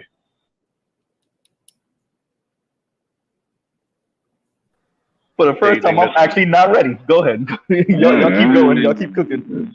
Jesus Christ, man. You still messing around with that Pinto? No, I'm actually being a fat ass, and I'm at Wingstop getting some wings.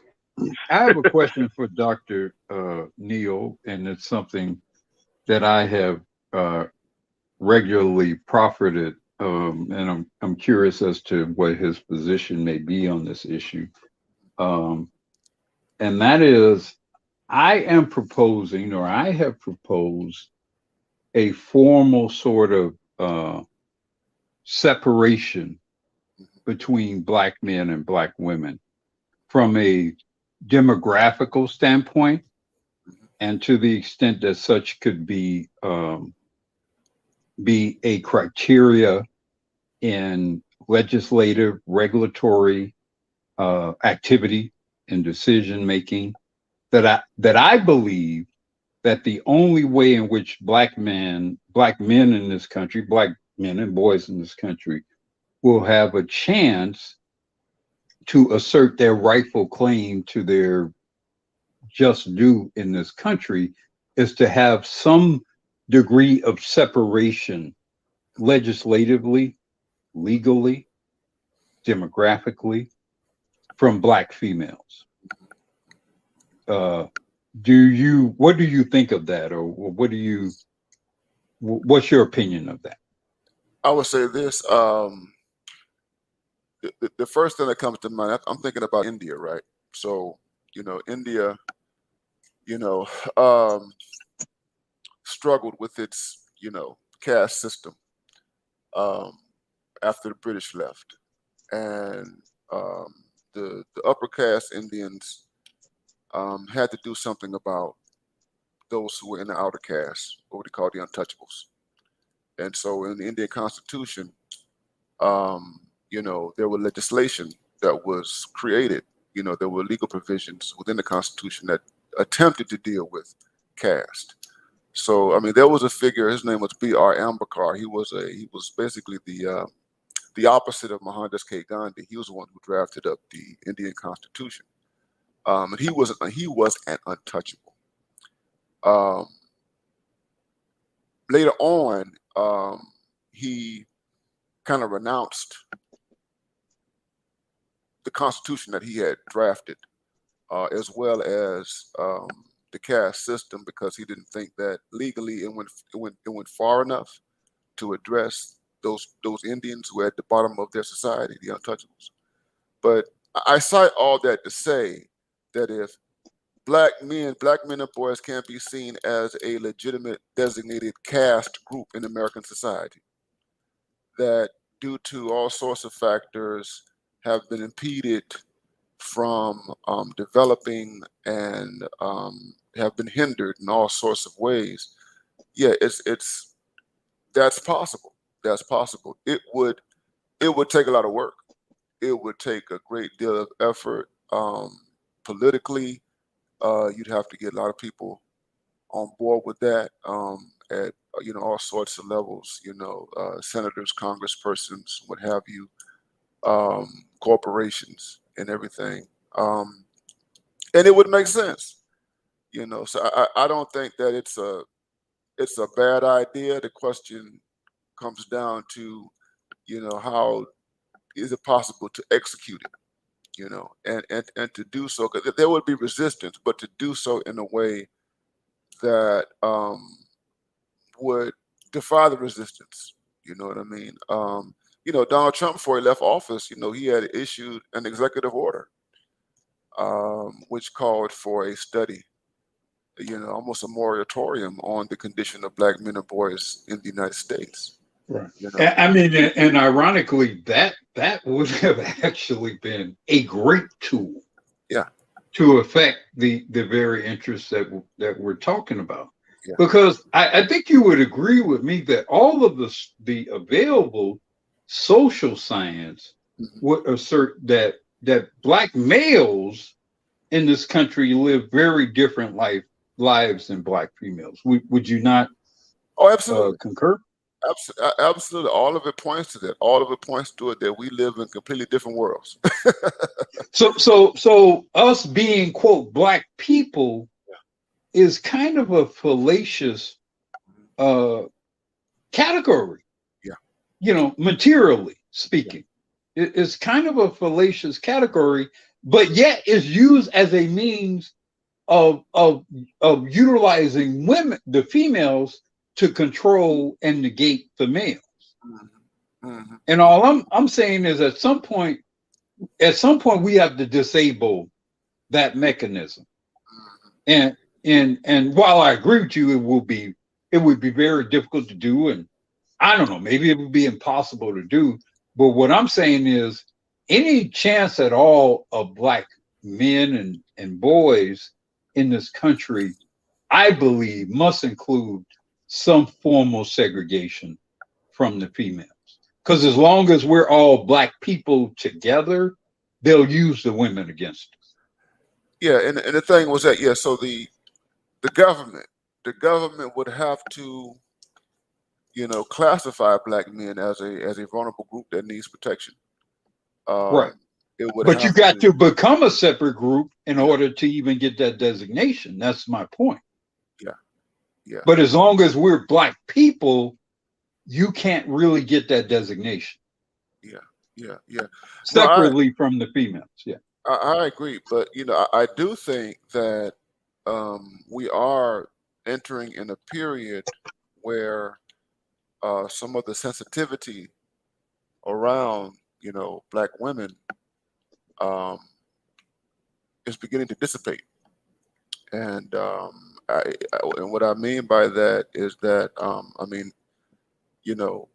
it's right around the corner. We have these elections. You have 2022, you've got 2024. You have these political conservatives who are indifferent. They are indifferent. You look at what's going on with like Black Lives Matter and all the revelations that we've seen recently about their mishandling of money and all of that. The right doesn't care about their gender.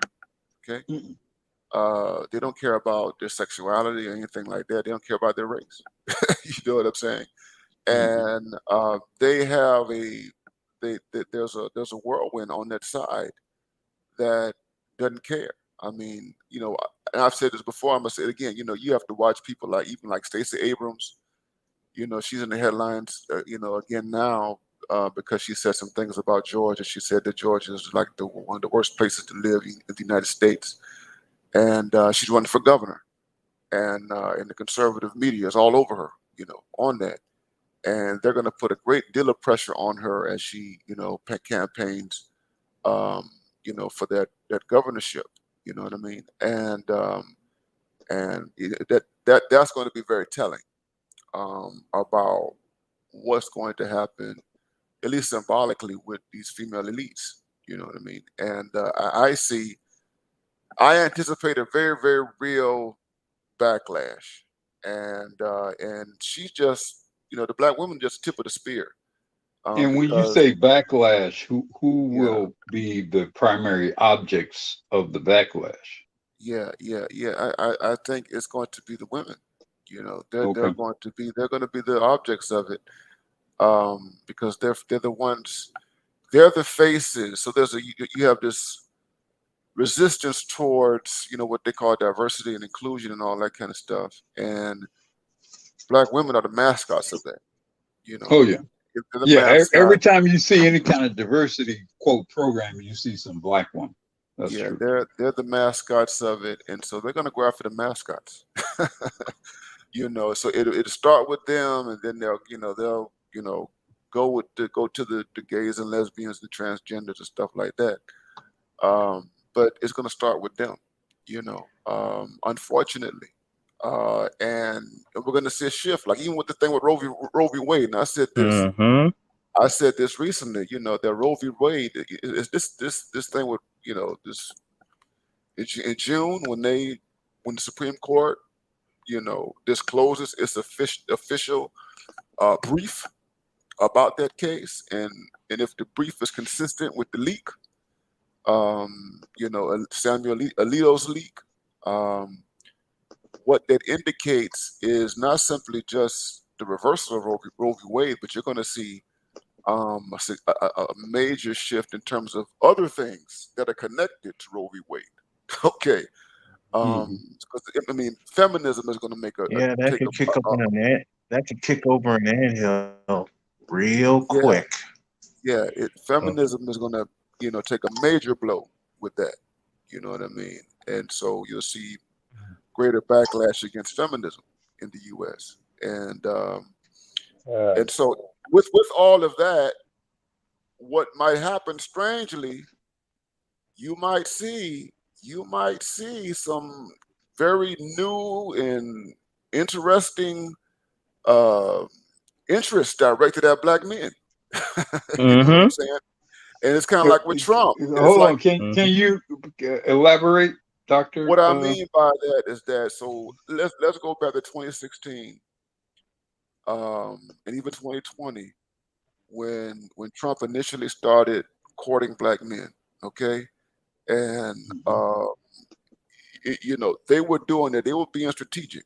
Okay, you had Steve Bannon, who became the chief of staff or what have you, and they made this campaign.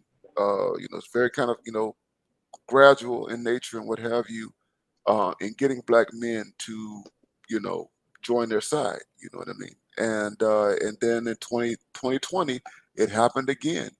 And what happens? We saw for the first time during the debates, you saw two presidential candidates, two white men, debating the status of black men in America. Okay.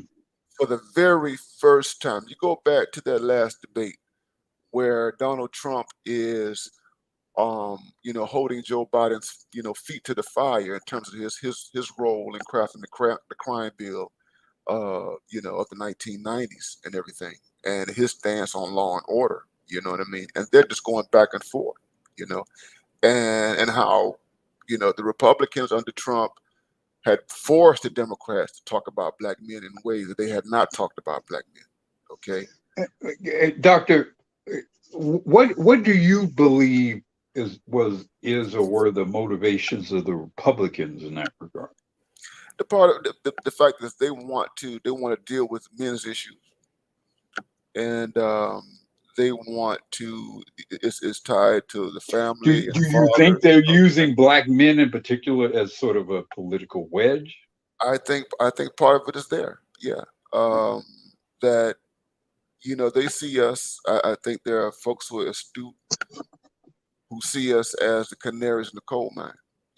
And Well, it sounds like an interesting opportunity for black men to attempt mhm, to gain some ground with both parties, mhm. from different perspectives, but from both parties with respect to if you're going to use us, then we need to position ourselves in such a way in which the credibility of the argument is associated with our actual presence. Yeah, absolutely. Absolutely. And they can't. I mean, they can't do that without our presence, right? I mean, Exactly. there's no way for them to pull that off uh, without it. But I think that the Republican Party is in the better position to do that than the Democratic Party.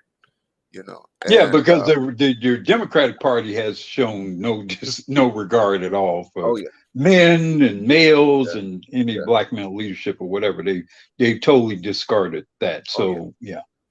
oh yeah. So the point is, back to your question, what you're asking about, having a kind of separate status. Um, under those conditions that we're talking about, it could be possible. You know what I mean?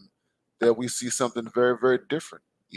That um, these Republicans take on not all of them, but at least the ones who are most important, take on a different type of position when it comes down to black men, if they want to see their party flourish in the future and everything. You know what I mean? And if they don't want to deal with intersectionality and feminism and all this kind of stuff. Um, so it remains to be seen. But as things are set up right now, um, yeah, it would be a challenge to get the kind of groundswell that is needed.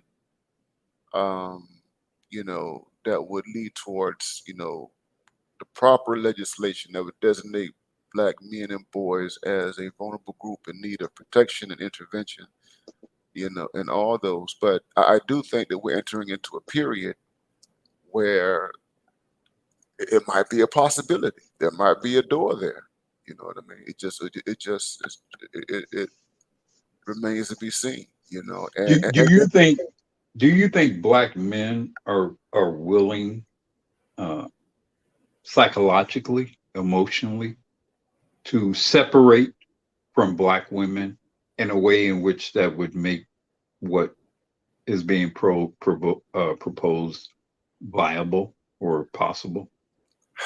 I think if there's enough incentive, if you have the right institutions creating the right opportunities, jobs. Let's say for let's take What would those institutions be? I'll put it like this. Let's look at the military, right? Okay. And that is, if the U.S. military and all of its branches beef up its efforts at recruitment and creating all sorts of opportunities at every level for black men, economic incentives. So it's like, I put it like this. I mean, there are a lot of people in this country, particularly on the right, conservative folks, who are really concerned about national security, right? And really concerned about our relationship with China and Russia, North Korea, and other places. You know what I mean? And there's just always this strong refrain about having us a strong military and what have you. And and the military has always been one arena that has been kind of a possibility, for men. It's already been said here, by Charles Faulkner and others and everything. But that's one institution, just among In the 80s, a quarter of the American military was African American men. 6% of the population, and over 20, almost like 4 times their proportionate population was a part of the American military. Mhm. That's Yeah, just how much. That's just how much Black men were involved in defending this country. well, you got to think, we're the most American men who's ever existed. And that diminishment is directly associated with all of the prison industrial complex and all of the misandry and the gynocentrism over the last 35 years. Well, All of the people, all of the brothers, the men who would have become fighting men and strong defenders of this country and whatever, were essentially neutralized and wiped out in large part by way of obviously what happened during the crack epidemic, but also by the gynocracy. well, this the thing, Guru. I'm sorry, brothers. I've been kind of slipping in and out because I'm getting my 3rd Black man wake up call of the year. I'm in the hospital with a 500 sugar reading, so I'm pretty sure I'm diabetic now. I'm sorry to hear that. Is that Hey, you, G? I was at Gigi. Yeah, You that's said me. say that again because you cut off a little bit. No, I I'm was sorry to feeling. hear that. Are you getting the attention you need, or Oh yeah, I got excellent. I got excellent G, you treatment. sound a million miles away right now. Oh, I said I'm getting excellent treatment for it, but they just took my sugar and it was over 500.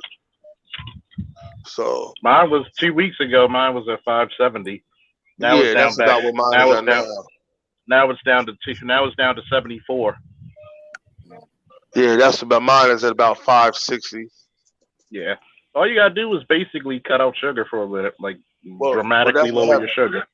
I was telling you what happened was, I drove the whole pandemic over the road, and I gained like 100 pounds. Oh, wow. So I gained like 100 pounds, man, and I've lost like 4. I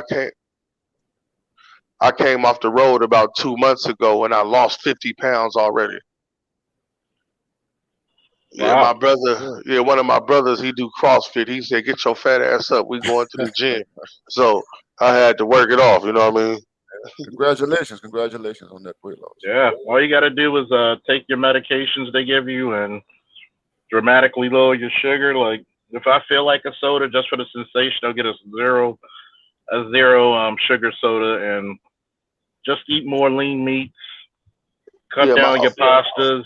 Get some increase your vegetation, and you'll be all right. Oh yeah, I Just started already. The main problem they said was the weight I Don't forget gained the while I was greens. over the road. And I talked to my old wrestling coach, and he was like, he been telling me for months, you need to get your big ass in the room with us so I could run around with the high school kids. But I think I'm about to start taking his advice. Do it. Don't And worry about the embarrassment. Run around with the high school kids. Run yeah, around and with no, and Big Crawford been trying to get me to come down to his gym, so I think I'm about to start walking around, working out a little bit more. all you gotta do, get to that weight room, walk around and do some cardio. You'll be good. Oh yeah. I plan on losing. Right now, I normally walked around at like 240. I got all the way up to like 356. So then, yeah, so I had got big. I'm only 5'10", so it's like Yeah. I had got At my super height. big. Yeah, It's so funny. now, It's funny because when they checked my blood the other day, they like, wait a minute, you were damn near about to go into a coma, and now you're normal. I said, I'm a wrestler. I know how to cut. yeah, See, that's what they just told me. They just told me you did good. You lost 45 pounds in 2 months. I'm like, this is nothing. I used to lose 40 pounds in a month. yeah. There you go. But let me get Rael in. Rael, go. Thanks for having me up, Charles. Piece of the panel, piece of the chat.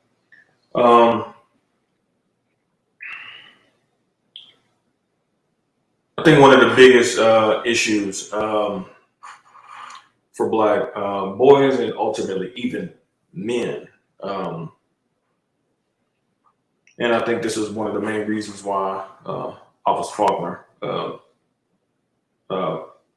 mandated some years ago that Black men join the military.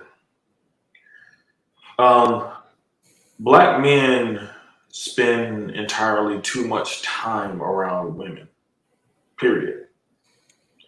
And you know, you got technology, you got video games and stuff like that, which is cool to a certain degree. But there used to be a point in time where we used to damn near get our ass whooped for not coming in the house on time because we were too busy out there playing with worms, dirt, out there, wrestling each other, play fighting, playing sports, playing, street football, and anything that we could do to get that boy stuff, out of us. And I think a lot of this is due to the sedentary lifestyles that we have grown accustomed to. But typically, back in the day, you spent more time around men. The one thing that I appreciate, when my dad's being, when my dad, he and my mother divorced when I was 2, is that I was with him all the time. I didn't even realize, the good and the bad. I didn't realize how valuable that was until I got to an older man. I'm 43 now. I'll be 44 this shit. And I got to see my dad go through man shit. And, I never saw him complain. I saw him persevere. I saw him bounce back from adversity. And these things resonate, with you. And this is one of the main reasons why I've talked about the manosphere being a sacred space. A lot of people didn't understand what I was saying when I was saying that. I was basically saying that the manosphere would be as powerful as Black men recognizing it as a sacred space. The manosphere, for all intents and purposes at this point in Black America, has been Black men's version of a Boy Scout troop. You have many men in these spaces who have come from all walks of life, who are able to share their history, their stories, their experiences, what works, what doesn't work. So even if you didn't get any of that coming up, if you didn't have a father around, you're in a space where you have a multiplicity of father figures, people who are focused on being productive in the way that men are supposed to be, to help inspire you and encourage you to move in that particular path.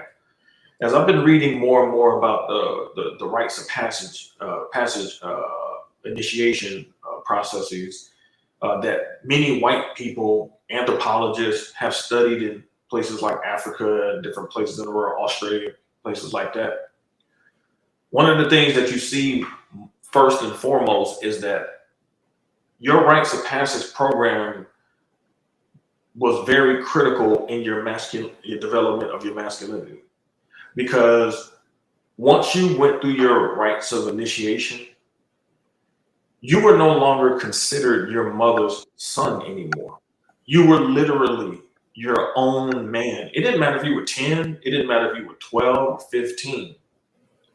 You, based on the standards of the men, which is something that we've been pushing in these spaces for a long time, when you have women out here trying to define masculinity. Women are not in the realm of men to even understand what true masculinity is. Therefore, they can't even speak on it like that. And so, wait a minute, Raya. We're not going to let you escape. You better say that again for the Negroes in the back throwing paper airplanes and spitballs. Women are not even in the realm of the type of spaces that masculinity is developed in to even understand it. Women truly don't even understand the world in general. They only see a piece of it. Men, we have to see the totality of it. And so that's where your elder men come into play, because they have seen everything that they know that's going to come your way. And so they help usher you into your masculinity. So, for example, I've talked about this before. When you participated in your tribe of men going and killing a bear, let's say it's a bear that's been hunting people in your tribe, and y'all make a decision to go and search for it and kill it. And when you participate in this, which is a ritual initiation, when you participate in this, when you see a bear gets killed by the men in your group, you are no longer a boy at that point, psychologically. You are a man. And so that changes the way that you see the world. Because number one, you're ushered into the knowledge that there is danger out here. So we have to develop particular responses to that danger to keep the group safe. And so this is the last space I believe that is going to, if it's going to turn things around as far as Black men specifically. I'm not talking about Black America, because what the women and the girls do, that's on them. But in terms of Black masculine development, because at the end of the day, a Black man can get a wife from Africa and still project out a Black person. You know what I'm saying? So if Black men are going to get out of this stunted growth space, it's going to have to come from spaces like these, where men can take men up under their wing and show them the proper techniques, the places to go for the right information, whether it's the military, where it's apprenticeship programs to get certifications and things like that. It's going to come from spaces like this. The church ain't doing it. Academia definitely ain't doing it. And so it's only going to come from spaces that's ran by men. And I think that's one of the main reasons why there was so much pushback against people like Kevin and other people in these spaces and our talking points, because it is a space that's, controlled by men. And that means that women don't have really any say-so, no input. The only say-so that women have is the say-so that men give them. And truly, when it comes to masculine development, no women should have any say-so or input in that. That is the realm of men. They do not have a word to say. All they have to do is let the boys go with the men and let the men do the rest. That is about it. That's what my mother did. Or my father, when they divorced, my father said he wanted his son. My mother didn't fight. And me personally, I appreciate the fact that she didn't fight. Because I needed to be up under my father's tutelage. He didn't have to be a perfect man for me to be able to learn from him. Because there are things that I learned from him to be like, but there's also things I learned to not be like as well. So, but I needed that connection and that development to be able to face the challenges that I had to face as a man as I grew older. I think that that's a key statement right there, is because one, we have masculinity on everybody else's terms except defined by Black men themselves, and nobody goes through the trials and tribulations that a Black man ever will go through. Even you could take whatever white guy, he's still gonna have a certain level of ignorance. Like, I didn't know y'all go through that. I didn't know. So. And you're right. This is the reason why I've said for years now, I can't believe it's been that long, that we need to get young Black boys in military and paramilitary endeavors. Guess what? I'm 40, and I'm pretty sure the next youngest guy is like around 30, 39 to 35. A lot of dudes don't realize this. Not only you, if we were in Ukraine right now, almost everybody except Black Uber probably be up there fighting. They will be fighting. So who are you going to take to replace you? Because the one thing we learned in the Black community we don't like to train our replacements. We're almost afraid of that. Like, say that again, please. I'm gonna say that again for the Negroes in the back. We're scared to train our replacements. We are so scared to train our replacements. Who's gonna take over the throne when you retire? Trust me.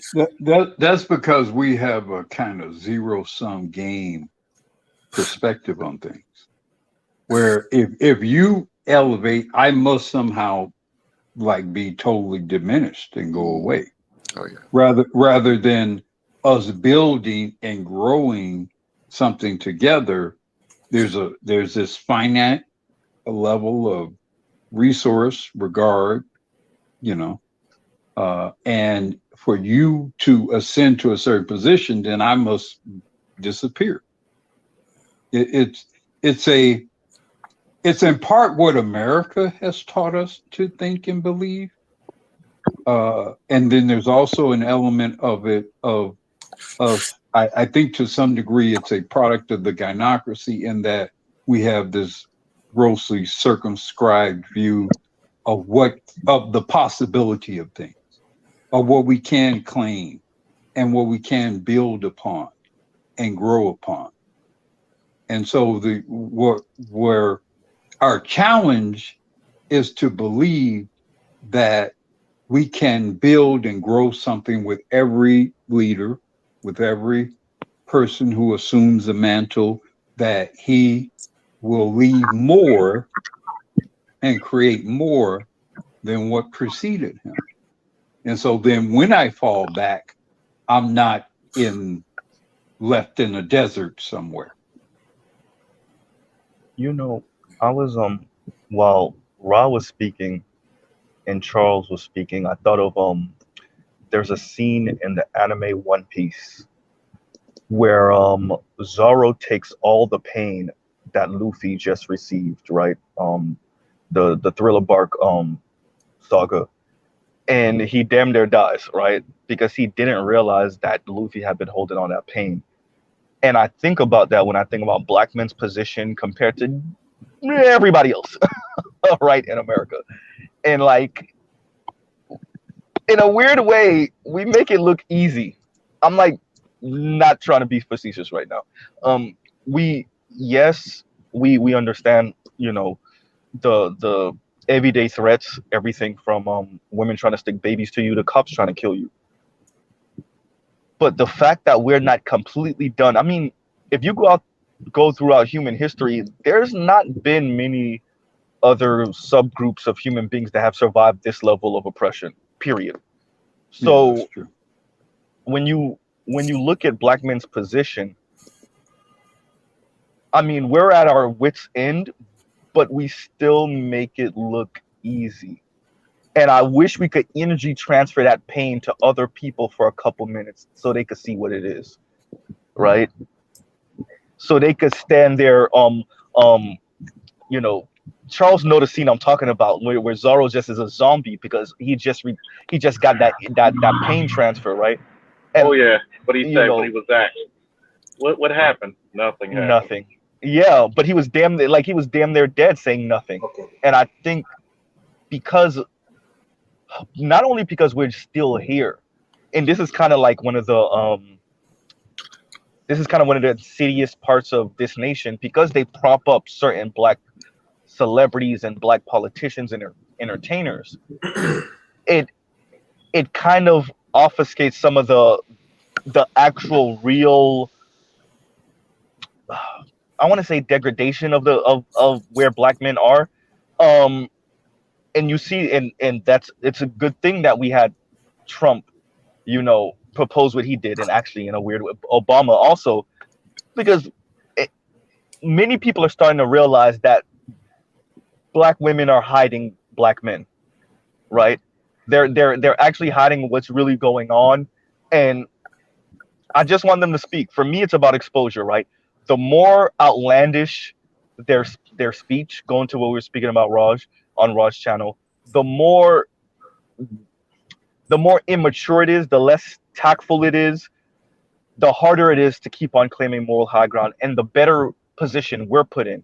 Dr. Neal was speaking earlier, and I was thinking to myself, You know, a handful of black female elites are going to try to run out the back door with the money, but the rest of them are going to have to deal with the consequences of all the carnage that those women did. And I'm not saying the women further down didn't cause their own problems, but the elites, we're talking about the ones that's rubbing elbows with Goldman Sachs.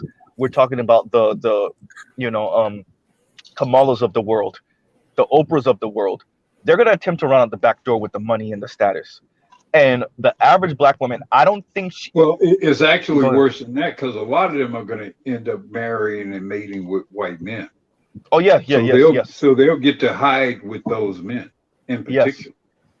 And I think that I think we will. I gotta be careful how I say this on Charles Show. I think it's gonna get real violent, and I don't think we're gonna be the ones throwing fists when it comes to that. Yeah. And I'll let put me, it that way. and I just to add to what Mr. Z is saying, I'm gonna have to leave in a second. Hmm. Here's the thing: most people in this country don't want to trade places with black men. Okay. Facts. That was why there was so much anxiety around a possible second term of Donald Trump. Yep. The fear was, and this was a fear that white liberals felt, the white women, they felt that, who were on Biden's side. A lot of immigrants felt that. The fear was that if Trump gets a second term, that they would be niggerized in the same way that black men have always been niggerized, right? And I got into serious debates with folks about, the election, and I said this, even this is when I came on YouTube, and I said this. I said, it doesn't, black men, it doesn't matter who's in the White House, because it doesn't matter if Trump gets a second turn, and the heat, that is white supremacy, gets turned up, because he can't do anything additional to us than has already been done. You know what I'm saying? So it's like we are already in the frying pan. We know what it's like to be in the frying pan. If you turn the heat up a little higher, I mean, it's not really going to make that much of a difference to us. But when it comes to other groups, they're not prepared. The other groups are simply not prepared to trade places with black men. And that's why there was so much fear about Trump being in office for a second term. I saw the fear. I saw the fear. These black women, they were scared. The white liberals, the white feminists, all these leftists, the immigrants, the African immigrants who thought that white people liked them, they were scared. All right, the Caribbean immigrants, they were scared too. They thought they had honorary status. Okay. And, all these people who are under that Biden liberal tent, they were very nervous, because they did not want to be treated like a black man. And up to this point, they've been spared that. But let me tell you, man, as we go forward, the next 2 to 4 to 8 years, we might see some horrific stuff, bro. I'm just telling you. So you guys, as old, David Carroll would say, buckle up your chin strap, because it's gonna be a rough one. Listen, guys, I'll see you later, man. I appreciate the conversation. Charles, we got to talk, man. We got to do a live stream real soon. Thank you, Dr. Neal. I want to speak to that too. Thanks, Dr. Neal. We How appreciate dark this could get. I mean, we in this space, we talk about that all the time, right? We talk about everything from automation to like the lowering birth rate. I think the people in this space are learned enough to kind of see how good technology is going to make a lot of things, how much easier it's going to make a lot of things, and then how ugly it's going to get, as quite frankly you can be replaced, right, by an algorithm. So it's a quote I use all the time. I know Charles and any other military person has heard it. The general is always fighting the last war. And when I say that in this particular instance, it's speaking about a lot of people not understanding the window they live in, right? Not really understand the ground they stand on, and particularly black women, not really understanding that you think you merited your way through a lot of that. And a lot of that was propping up. And a lot of that was propping up of you to spite black men, to keep black men down. And the people that did that, their hands are about to be slapped away. And it's going to be slapped away not only by black men, but by their actual own people. And what happens when the person that was propping you up gets their hand slapped away, right? That person that was holding you up, what happens then? And that's even for the ones that, of them that know that they were being propped up. I'm telling y'all, most don't know, and it doesn't matter in the grand scheme of things when it comes to black men's position, right? And how I would argue should think about this, but the reaction to that, to them falling off that ladder, it's gonna be ugly. And I know a few of y'all, because of the way we were raised and the way we think of women, are gonna try to put a hand out to help her. I don't know if you're even gonna have that choice. You know, that's something that me and BGS talk about all the time, which is like the next couple of decades, because of how technology is gonna be working and our society not necessarily knowing how to deal with this fast change, you might not even have the ability to save certain people outside of your closest family members and maybe friends. And when I say save, I mean like maybe even in the most literal sense of like these people might go without, like for real. Like, and I'll end with Let this. me ask you this. Let me We're ask you no this. longer living in. Go ahead. This is it. Let me ask you this. Go ahead. Based upon all these challenges that we see with the fourth industrial complex, who is in a better position to weather that storm? Black men that's affiliated with spaces like these, or the women on their side? That was a rhetorical question. I mean, like, we know, right? It's black men, right? It's black men. It's black men, and it's because not only are many of us prepared because of the particular, even especially the hands-on guys, right? Like a lot of them, it's harder to automate what they do, right? Number one. Number two, we have a bunch of brothers in this space that's in the tech. Number two. We have hustlers in this space, and I don't mean that like in the hip hoppy sense. I mean like we really got people that can juggle different balls. They can find ways to not only subsist but actually maybe prosper in the upcoming fourth industrial wave. Well, I said upcoming, we're in it, right? But on the female side, and there's a reason why Rod asked me this if y'all don't know, because he know and Charles know like I'm a sadomasochist, excuse me, and I'm listening to those women. They don't. When I say they don't know, I really mean like they're clueless. They're living in a window, and that's what I was speaking to earlier. There was a time where like it wasn't good enough to just be stable, and it was all about luxury goods. And while you see other women, and this is why you see so many white women are out also on they're with white men in like repealing some of these abortion laws, because people kind of see what's going on and everybody's starting to huddle up like, okay, it's time to team up. But unfortunately for black men, we're part of a group where the other side of that group don't understand that window is pretty much closed now. They still trying to get Birkin bags, and they don't understand like, nah, this is the time to like huddle up, because you got to try to be stable. Fuck the ostentatious shit. Now it's about being stable and like, you know, you don't peek your head too much over the edge because you might get hammered. They don't understand that. They still talking, I want these nice shit. And for me, the women that's speaking like that it's that or nothing, you got to let them go. They have to go and handle what they got to handle and end up how they got to end up. And a handful of them might try to come back, but most of them are going to perish in that desert. Go ahead. Here's the dilemma, Mr. Z. Those women get to vote. Those women get to affect policy either directly by their own actions and positions. Though some of those women are judges and prosecutors and whatever. And or they get to affect a certain agenda directly by who they vote for, who they, you know, whatever, how they spend their money, where they spend their money. So if it were just as simple as allowing them to just kind of die off, if you will, on their own, that would be one thing.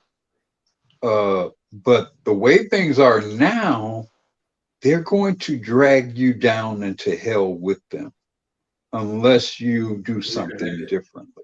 You're connected. And this is where what you advocate for, Black Guru, comes in, because I That's do why think I that say, well, go ahead. yeah. No, I was gonna say I do. This is where what Dr. Neal was speaking about earlier, and I agree with that. So like that hand that's helping them is getting cut off, and because the conservatives, these dudes ain't playing. The Republicans, they're not playing. They're over it. You got to remember, some of them got caught up in the BS too with their own women, and so. But see, this is Black, where this is where I don't trust them, and this is where if I were to have an honest conversation with the Republicans and whatever those people, this is what I would say. Look, this is what I would tell them, and I've had this conversation with white men. Look, dude, I know what I need to do with my women and my community. Are you gonna fuck with me when I do that? Yeah. That's the issue. Yeah. Yep. That's the bottom line issue. Yeah. Look, all these complaints we have about Black women, B. Simone, most of that can be handled. With a pimp hand, most of that can be handled. This is not a Black man versus Black woman thing. This is a Black man versus white supremacist society thing. Because guess what? When even the simps and the suckers, once they realize that the other brothers actually have power, most of them are going to get in alignment too. In part because either they actually really secretly agree and they're only simping and being suckers to affect the status quo, or they are scared of cowards, you know, fear, and they're going to fall in line for fear of getting some hands laid on them. Either way is fine, as far as I'm concerned. This is not an issue between Black men. This has never been an issue. The gynocracy is not between Black men and Black women. It's between Black men and white society. So whenever I hear Republicans and all this, and you know, look, no disrespect to brothers who are conservative and Republican, whatever. All I'm going to say to them is this: when I do what I got to do, are you going to fuck with me? When I do what I got to do, are you going to fuck with me? Well, Uru, you know that back in 2004, 2005, George W., he tried to enforce a change in welfare. I don't know if many people remember this, but what he tried to implement was basically forcing the women to marry the men that they were having children with and to get the welfare. Now, the people who pushed back the most against that was Black people. It was Black people that pushed back against that. I actually remember that's the gynocracy right there. So again, like me personally, I just think that we're at such a different type of moment in terms of I agree with that. our evolution, in terms of who we are as a collective. I think that we're disparately two different groups with different agendas and different aspirations. When I saw that pushback back then, and I'll never forget one of the brothers who used to be, he's a counselor at my college. And I'll never forget when he said this. He said, never think that your enemy can't put something in place that you can't benefit from. And I never forgot when he said that. Because a lot of times we get so focused on the person implementing something that we actually miss the beauty of what they're trying to implement. But that's the game that the Democrats play. Because once they label you as, quote, a racist, then that neutralizes any and all possible benefit from anything that you might present. Right. That's specifically the game that the Democrats play. Right. But see, I think Black men are over that though. Let me say this. When you have Black academics, this is the reason why I was saying the other day that some of the biggest betrayal that we have actually seen in Black America has come through either the church or Black academics. Right. And this is the reason why Booker T. Washington said what he said about the grievance aspect of Black people, because there are a lot of Black people who publicize the ills of Black society for their own personal gain. They don't give a damn about trying to actually change it. They only do it because it pays well. And so the reason why there's such a pushback against this particular space is because many of us over here have neutralized their arguments and their positions.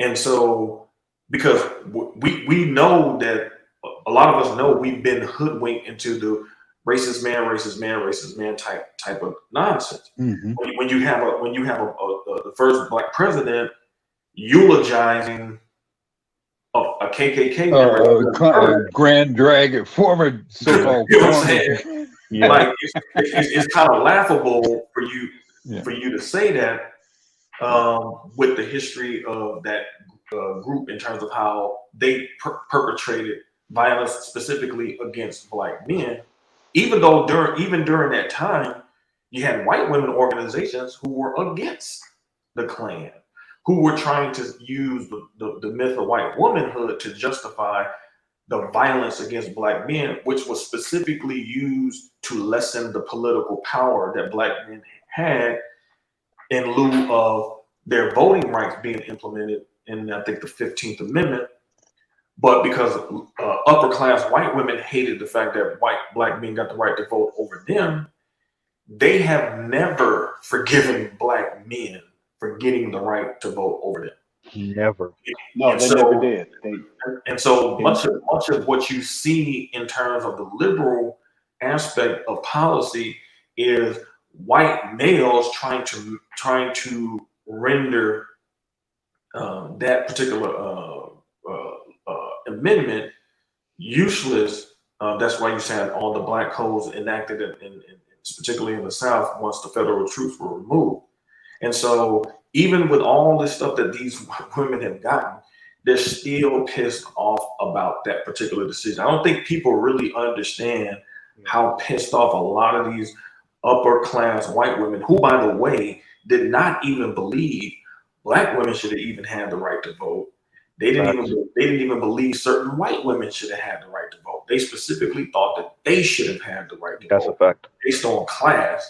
And they have been using feminism to obscure the fact that their feminist policies ultimately benefit the liberal side and the agenda for the people who support that in their group. And this is why a lot of the Republican men and women realize, and the reason why they're realizing things have gone haywire, because they're seeing what they've been trying to implement in the school systems. And based on their value system, they're like, wait a minute, we didn't know y'all was doing all this type of stuff in these schools. Like, what are y'all talking about? Transgender this? And that's why they're pushing back. So there is an opportunity for Black men specifically to align, because when I watch a lot of these, political shows, when I'm watching a lot of this stuff, I'm seeing them verbalize, hey, Democrats are losing Black men. Yeah, they're saying that. They're saying it. So they're they saying recognize that, wait a minute, there's an opportunity to be had there. So Black men need to. Well, I said it. They're going to make a play. A perfect messenger. Can you get out of this particular candidate what you need for you as a group? Because you're going to have to accept the fact that you are your own separate group. Apart from Black female, you have different interests. And as far as I'm concerned, Black men want a family unit in terms of Black America, and Black females want an independent woman who don't need no man. That's two different opposing worldviews. Let me say this real quick before I go. What essentially, real quick, white men are swinging the Thor's hammer, and Black women are gonna get hit with that shit on some mascot shit. They're trying to, pretty much, white men are trying to put white women back in order, and whoever in the way is gonna get hit. Black men, we're not in the way, so we good. But Black women are in the way. So pretty much let whatever elbow they get hit by, and that's fine. Forearm.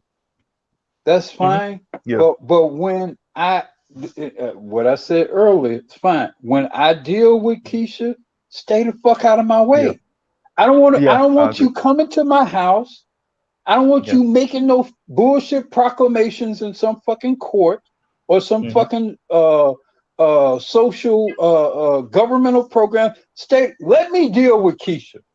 Brothers could deal with Keisha. I have 100% faith in black men being able to deal with Keisha if motherfucking Brad will stay the fuck out of our business. I agree. I have 100% faith in that.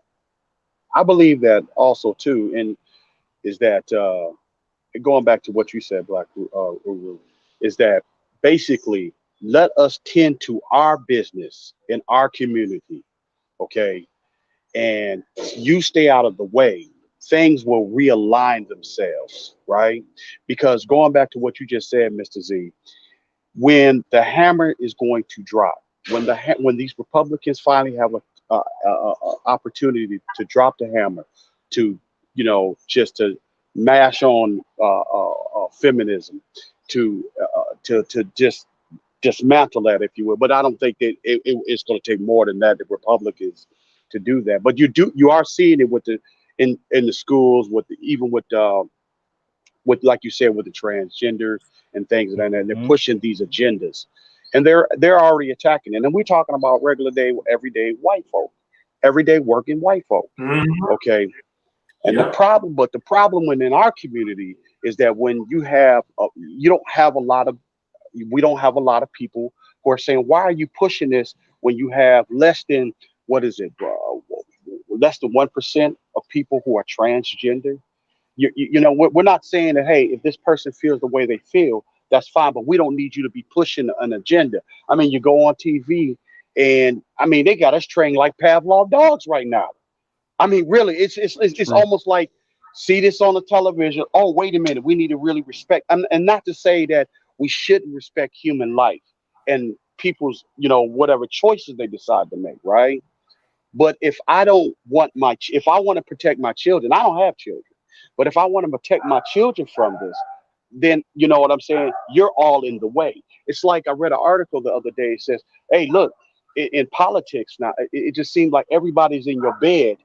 You know what I'm saying? In your bed. I mean, and you don't have any opportunity If even I'm going stand to up for yourself. interject here for a moment, you cannot have a community of people led or materially influenced by fruitcakes. You can't. Facts. You can't. We got to stop, like, soft shoeing. You can't have some fucking weirdos running a community of people. Exactly, Charles. I agree, You can't have the craziest. Exactly, Charles. You can't have the craziest 1 or 2 or 5% of motherfuckers dictating how everybody else is gonna live. You can't do here's that. the killer part. Yeah, you're right. But here's the killer part. How is it that the minority has become the majority? That's because that's why we talked about it. I'll go back to what I said earlier. Stay the fuck out of our business, and we'll deal with the fruitcakes, and we'll deal with Keisha. But as long as they stay in our business, we can't fix this shit. But Uru, hold on, Uru. The reason why they're in the business, because for 40 years they went on TV talking about their business. I get that. I get that. But here's I'm just saying, I agree, Ryo, you're right. But now let's say we as men, we're gonna fix this shit. We're gonna do the cleanup. We're gonna do the reclamation of this bullshit. Let's say we're all apt and ready to do this. Stay out of our fucking business as we fix this shit. That's the least you can do. We're not asking you for any extra help. We're not asking you for any super kind of situation. Look, if I got to deal with Keisha, let me fucking deal with Keisha. If I got to deal with fucking fruitcake, let me fucking deal with fruitcake. Stay the fuck out of our business. We actually don't need help. I agree with Black Uru. We just I'm 100 with Black Uru. Yeah. We just need them to move the hell out the way, and yeah. I've been said that Black people don't have any say-so in the relationships of white people. It don't matter what political side they fall on. The problem is that you have a female who strategically tells the world that the men are bad. But that's because you can't. That's because Mr. White Man won't let you lay hands. Right, but see, that's what I mean by Rael. That's what I mean by stay out of our business. I agree. I'm totally with you. We've been in agreement on this. But even if you go back to the late 1990s, it was the Democrats who really enforced and really implemented this DV stuff, this domestic violence stuff. Yeah, I agree. They implemented that type of stuff. It was not meant to protect. It was not meant to protect women. It was basically to lessen the authority of men in a household. That's what it was used for. And it really hit. It hit black men first, and they made O.J. Simpson. So when you talk about politics and when you talk about choosing sides, Republicans, Democrats, all that bullshit. First question I'm gonna ask some Republicans, some good white Christian Republican is are you gonna let me handle Keisha? That's the first question I'm gonna ask him. Because I can do a whole lot of fixing if you stay the fuck out of the way of me handling Keisha. Exactly. And if you're not gonna let me handle Keisha, then I'm not really hearing what the fuck you talking about. Nope. Totally agree. That's the perfect image right there. That's the image.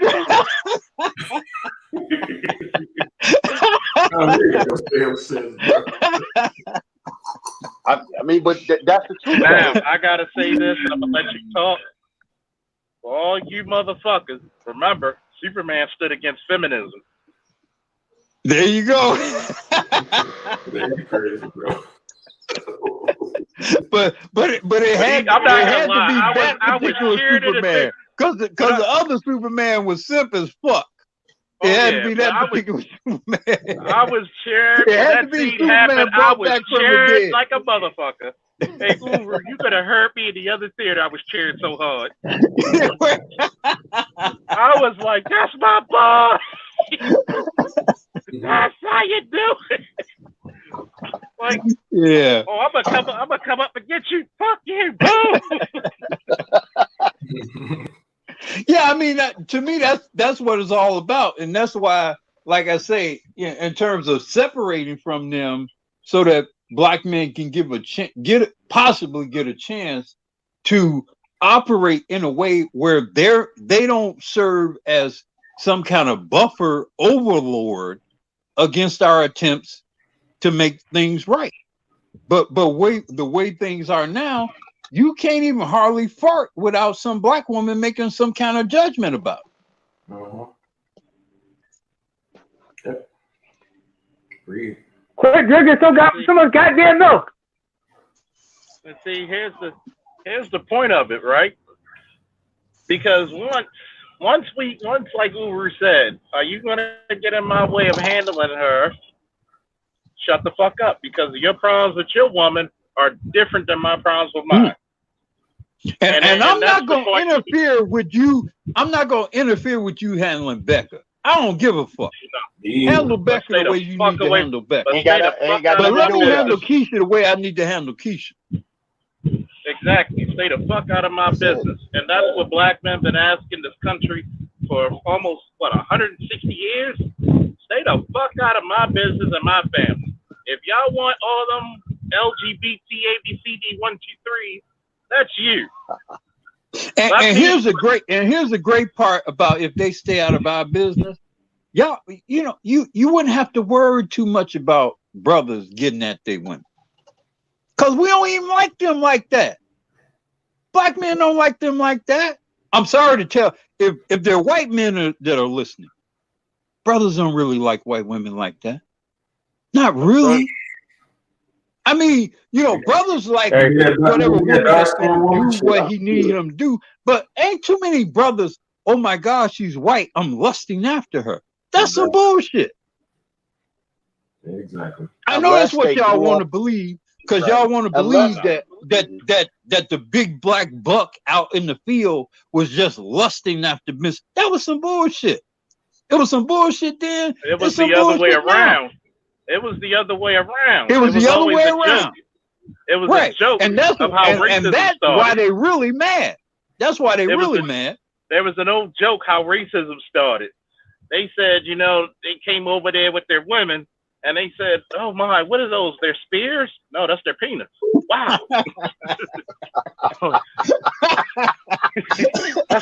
And this is how racism started. Everybody was naked. They seen how the blacks look, and they couldn't calm down Becky's sense. Oh Lord, man, they saw that sweat glistening off them brothers' shoulders and them arms. My God. Like what? I mean, it just wouldn't even know. They just, you know. So I mean, all this racism thing has been about whether or not white men are willing to stay the fuck out of black men's business. In my view, that's what I've been telling white guys that shit for over 40 years now. This whole racism thing has been about whether or not y'all willing to stay the hell out of our business. Really, with your police, with your court, with your banks, just stay the hell out of our business. That's all. Yeah, take that thing too. You know, but if you're gonna arrest us and send the IRS after all this type of bullshit, then you opening up all this other shit. The unintended consequences of shit. The more you neutralize black men, the more you enable these treacherous ass white women against you. It's a direct connection. That's what I think they didn't understand, Black Uru.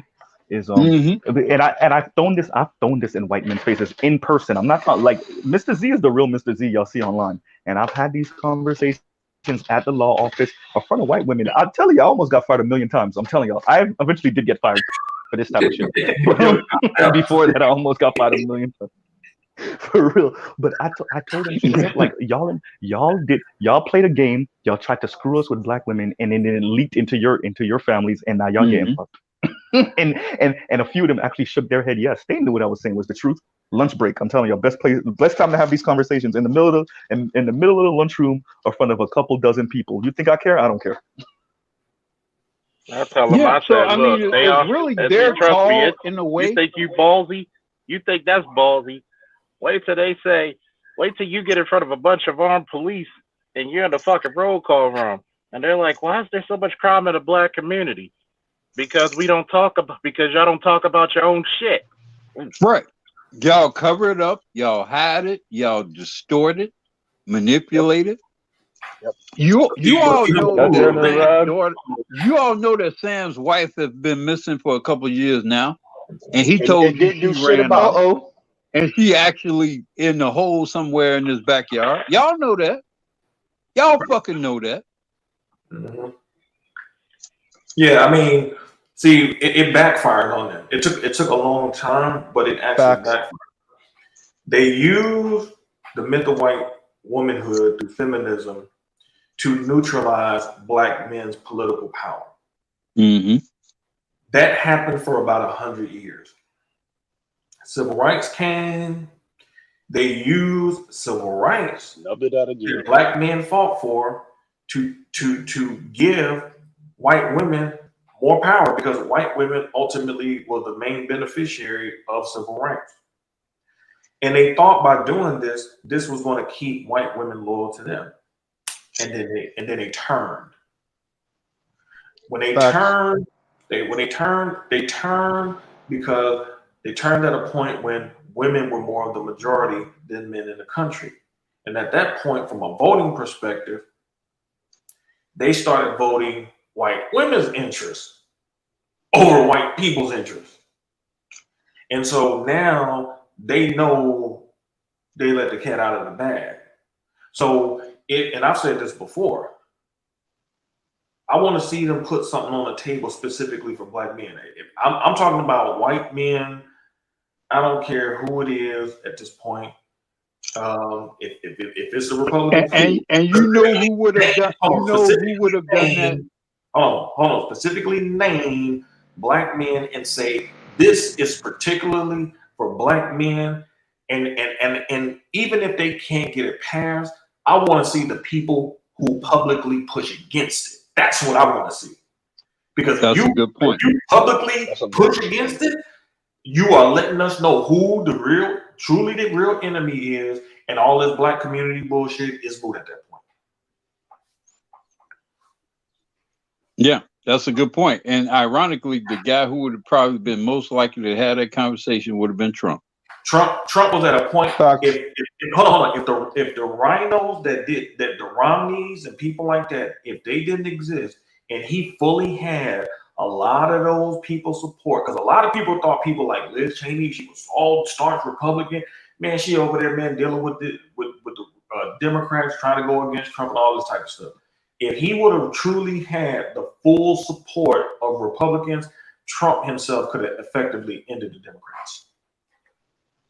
He could have effectively ended it. That's what they were scared of. Well, the wild card was COVID. I mean, COVID, I agree with you were it not for COVID, but yes. COVID was just, it just distorted everything.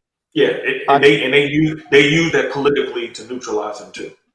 Yeah. If I may push this, and this something Black Uru said, and I said also, like, y'all know I work for the Florida Democratic Party, and I said when I was working for the Florida Democratic Party, and they were stumped when I asked this question. Like I told y'all, they thought I worked for Trump. They really thought I was a spy. I'm not joking. And I was like, well, why wouldn't black men vote for Trump? And nobody had an answer. Every single time I said it, nobody had an answer. And I've been in dinner parties with brothers and sisters and almost a couple of near fist fights where I just asked that question. What has Trump done that has harmed me as a black man, as president? And nobody could ever come up. It would always be this vague, well, he's a racist and he's promoting, the Proud Boys and all this bullshit. And I would say, okay, but where did that come up in any of his policies? What about his particular political platform, his particular policy, his particular executive orders that specifically and directly hurt black men? And nobody could ever come up with any answer. Nope. There is no, and so I was working for the campaign, and when I would push that, and I actually talked about the racial pyramid scheme, which nobody could refute also, and it was like, well, it's not that the pyramid would get shaken up, Mr. Z. We got to understand, like it's just that it would sink through the floor, and I'm like, and I said something like, well, maybe other people need to feel the fire more. Maybe that'll make y'all change some things. Right? A lot of brothers don't care if the motherfucker topple. In case y'all don't know, that's what I would tell them too. Look, if you've been at the base of the pyramid, do you really fucking care if the pyramid eventually topples? Exactly.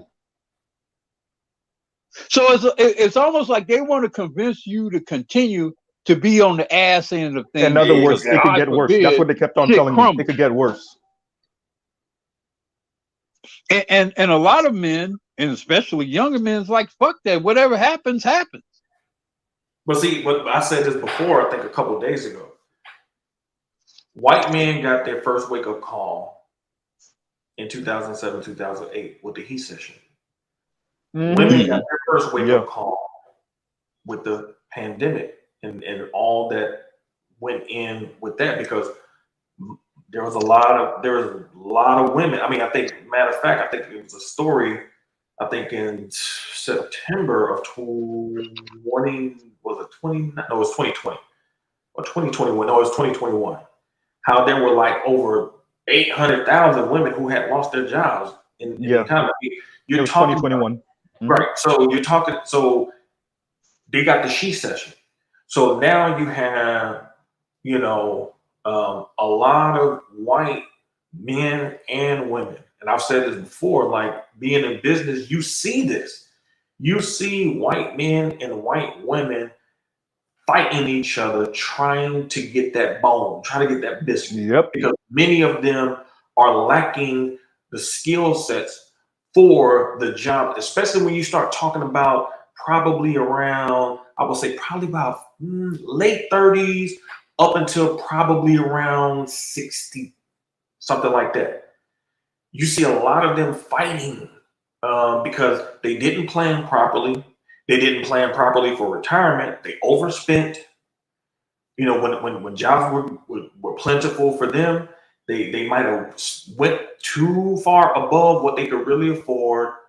Now they're still trying to hold on and stay into the economy way past they should have. And because they don't have the skill sets, it's dog eat dog at this point. So any leg up that they can get on each other. It's wild to see how white men and white women will tear each other apart over jobs. Like it's some funny shit. And you see that it's not that togetherness that a lot of people think it is. It's so not that shit. You know what I'm saying? It might be that in the upper echelon with the people who got money, but when you talk about that middle, like it's not like that. And so they're both, having to reassess where they are.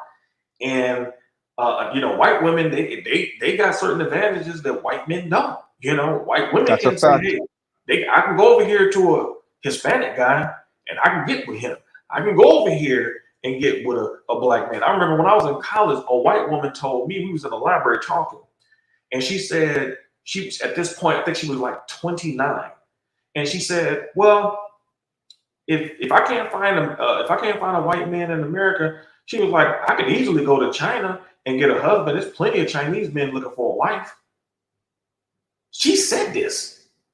So this notion that they're gonna just all stick together in this, like, it's hard for them to stick together. But women in general have never been particularly faithful, particularly in a crisis situation. Right. I mean, they just have never. They've always spread their legs in the best situation, and I mean, that's just kind of what they do. Is the foolishness, particularly black men have had with respect to our own women, that we are just now beginning to really kind of, I think, emotionally come to grips with. Even if we knew like what they were doing consciously and whatever, I think this is like the first time where we've emotionally separated from black women. Like the younger men have emotionally separated from black women in a way that we never did. Right. Because we still looked at them. I mean, obviously I grew up fantasizing about a black woman. I didn't grow up fantasizing about a white woman. I grew up fantasizing about a black wife and a woman, whatever. And I think the younger men are amongst the first generation of black men where if they close their eyes and they think about who's going to be the perfect woman for him, she don't necessarily look black. In fact, chances are she don't look black. Probably ain't gonna be black. That's new. That's very new. Yeah, that's new. Absolutely. And that's what I'm saying. Like, we just in it's a very interesting time because, I said this on a Nameless show that there's a starting line for people. If you're not wealthy, if you're not top 1%, it's, depending on, where you are, like you're starting at the same spot that a white person over here is starting at. And white people learn, and it started in Barack's second term. White people started learning that whiteness had ran its course and played out as far as it could. Whiteness just can't take white people as far as it used to. And so now, especially when you start talking about black men, like, yeah, our numbers might be smaller, but that might be much more effective for us because we have less of a demographic that needs. So all we got to do is just really get on our shit. Whereas it's a lot more white people, but if y'all ain't got the skill set to really translate into the new economy, y'all in for a rude awakening. And so any black females that's trying to follow white people, I'm like, well, which white people are you following? Because outside of the top 1% white people, the lower tier white people are in a conundrum. And you in a conundrum too, because at least they might have each other. You ain't got nobody. Yeah. So if I'm a white man who's not, if I'm a white man who's not in the high tier and don't have the convenience of being able, I mean, why are you a benefit? Why you as a black woman are a benefit to me? Why? I mean, you don't have any, if you're not wealthy or famous, for example, and there are few of you who fit that criteria, all you are is a potential drain to me. Right. A potential, you're something that I have to explain by virtue of your presence. You don't have any resources. You don't have any commensurate social value, much less greater social value. All you are is something that can take away from me. Take away. Yeah. So, I mean, a lot of these women are enraptured with the fallacious notion of their pussies. I think. Right. I guess. Is that it? Yes. I think they think their pussies are magical. That's why they talk about cheating so much. They talk about cheating so much because they think it's so good that you should only want it. Let me tell you, when I was out there, the only thing that really having good sex and fucking a chick real good, the only effect that had on me, Rael, was finding another chick and fucking her real good too. That's the only thing that's the only effect that ever had, outside of me loving a woman and wanting to, to make a family with her, having great sex, and this being some good pussy. I mean, man, I can remember leaving a woman after the pussy being so great and knocking that shit out. I can remember leaving a woman, going to back in the day, going to your nearest phone booth and calling up another bitch. I knew you were going to say payphone. I mean, it was I never thought that, like, man, this pussy's so great, I just got to stay up under this pussy. No. What's the old saying? It was the exact opposite. What's the old saying? What's better than good pussy? New pussy. New pussy. And the better I hit the prior pussy, the more I wanted to hit that new. Because I'm thinking, like, man, I really hit that last pussy. I got to take this energy to that next pussy. That was all. Maybe I'm unique in that regard, but that was always the way I felt about it. If I didn't care about the woman, that's always the way I felt about it. It was about a new conquest. It was a conquering thing, yeah. Yes. Because you want to conquer as much pussy. Because there's see, that's the thing. Women I'm don't thinking, understand. like, I'm on a roll. I can't waste this. I gotta fuck somebody else. Yeah, because what you're doing, that's part of your instinctual drive, because that instinctual drive to focus many women, because you want to spread your genes out. You spread your genes through as many females as possible. Exactly. That urge to style, that's where it comes from. And I remember women talk about cheating so much is because they don't want to admit that it's part of the male nature. They just want to see cheating as a disease. That's why a lot of guys who get caught cheating try to cop out by saying they're a sex addict or some shit like that.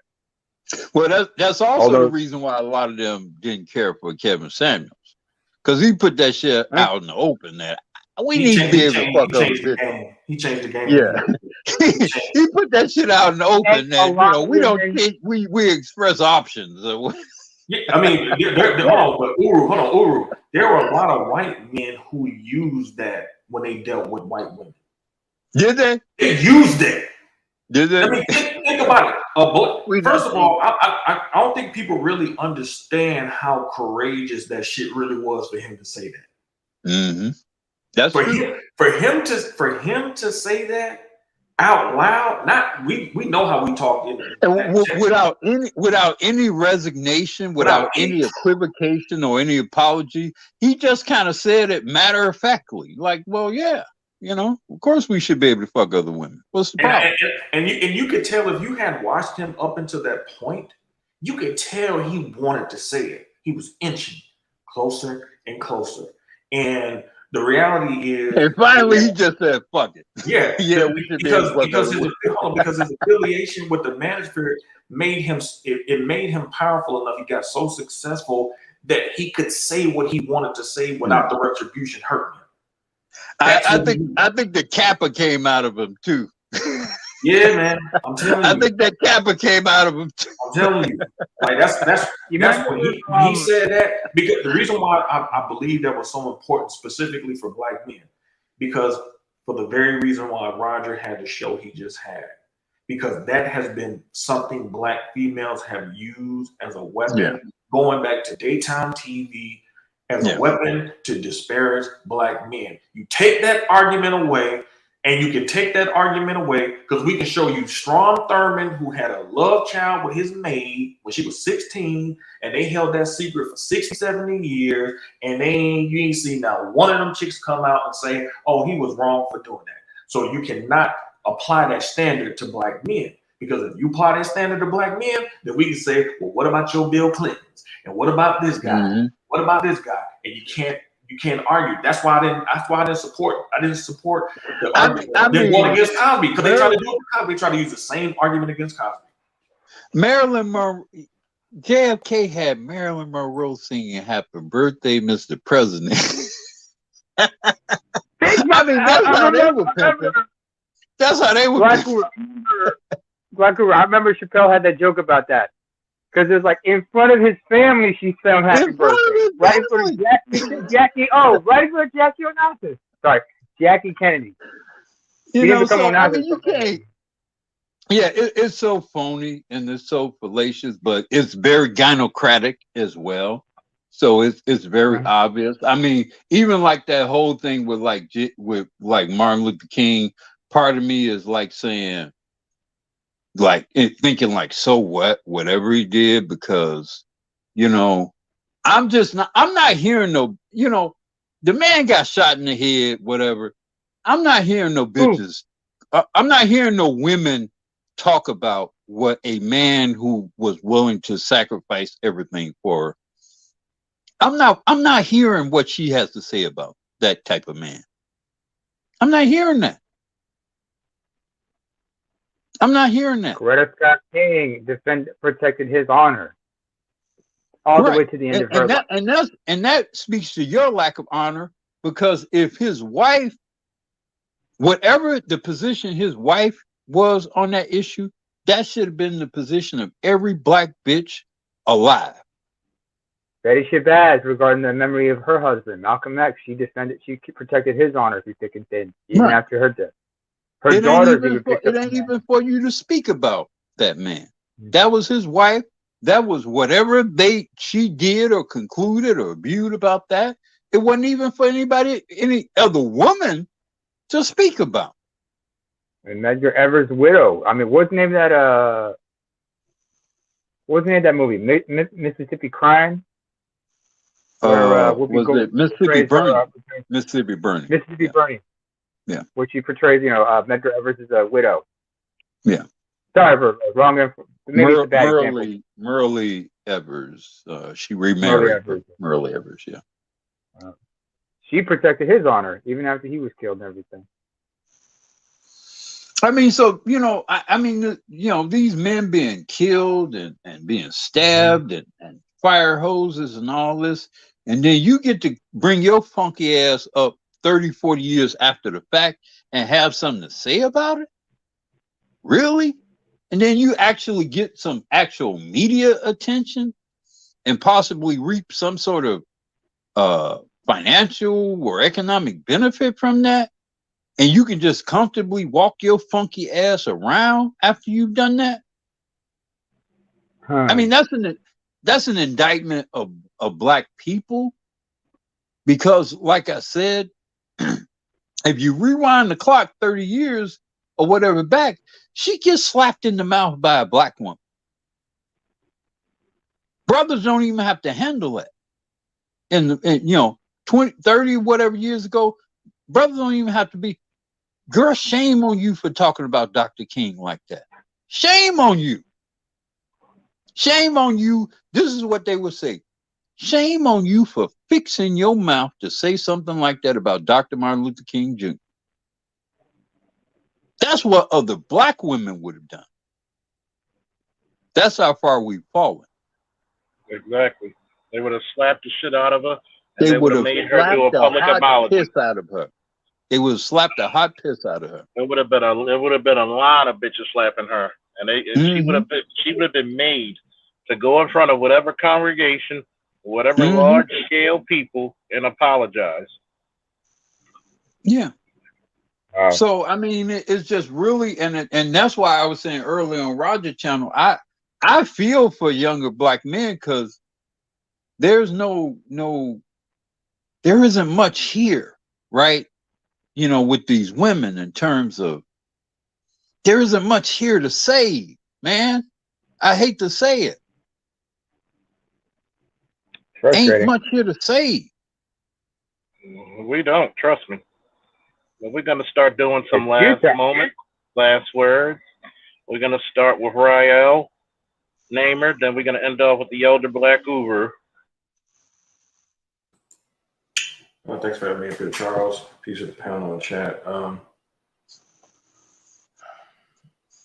I know this is a very sensitive topic, for a lot of men. I know a lot of men have not had the best relations with their moms, which ultimately is influencing a lot of the types of women that they're choosing to be with.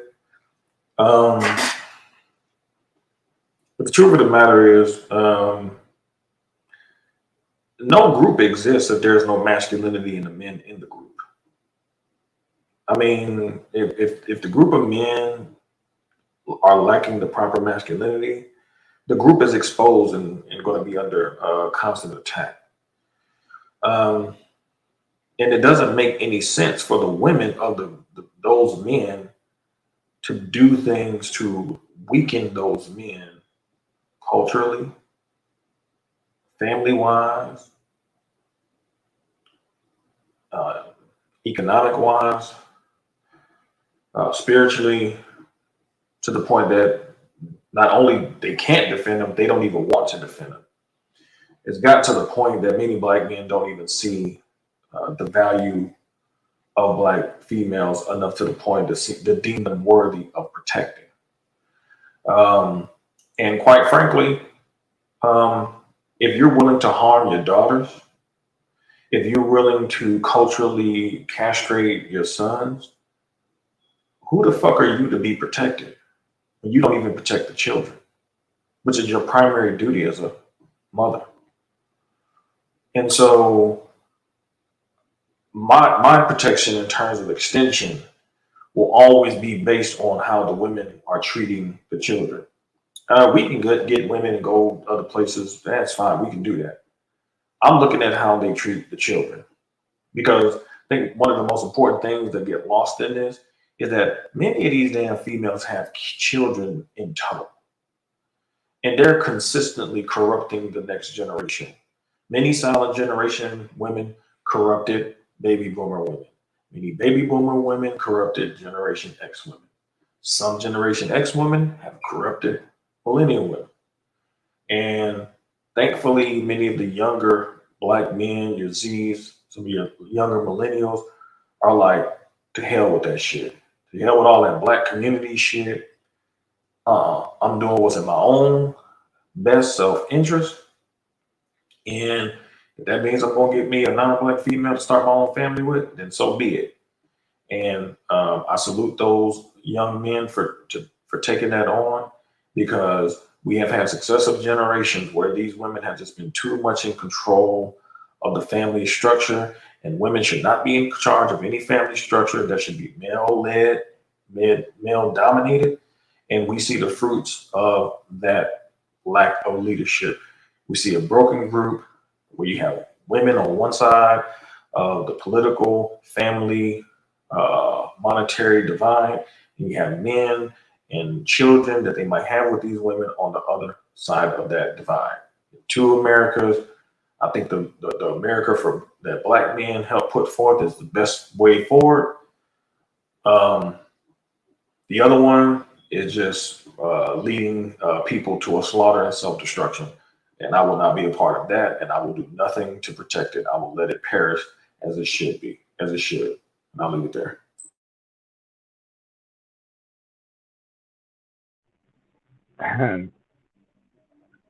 Charles, once again, great topics. I just want to say right now, there's more to this than has been discussed, but to each their own. Everybody do your research and learn more and more. And of course,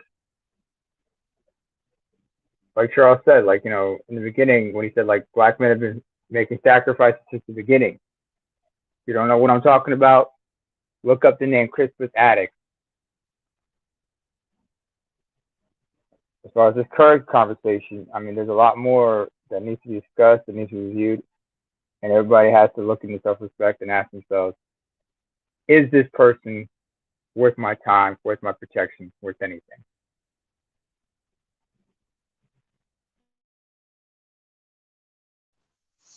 Well, thanks for having me up, Charles, and helping to, I guess, continue a discussion that had started on Roger's Report channel.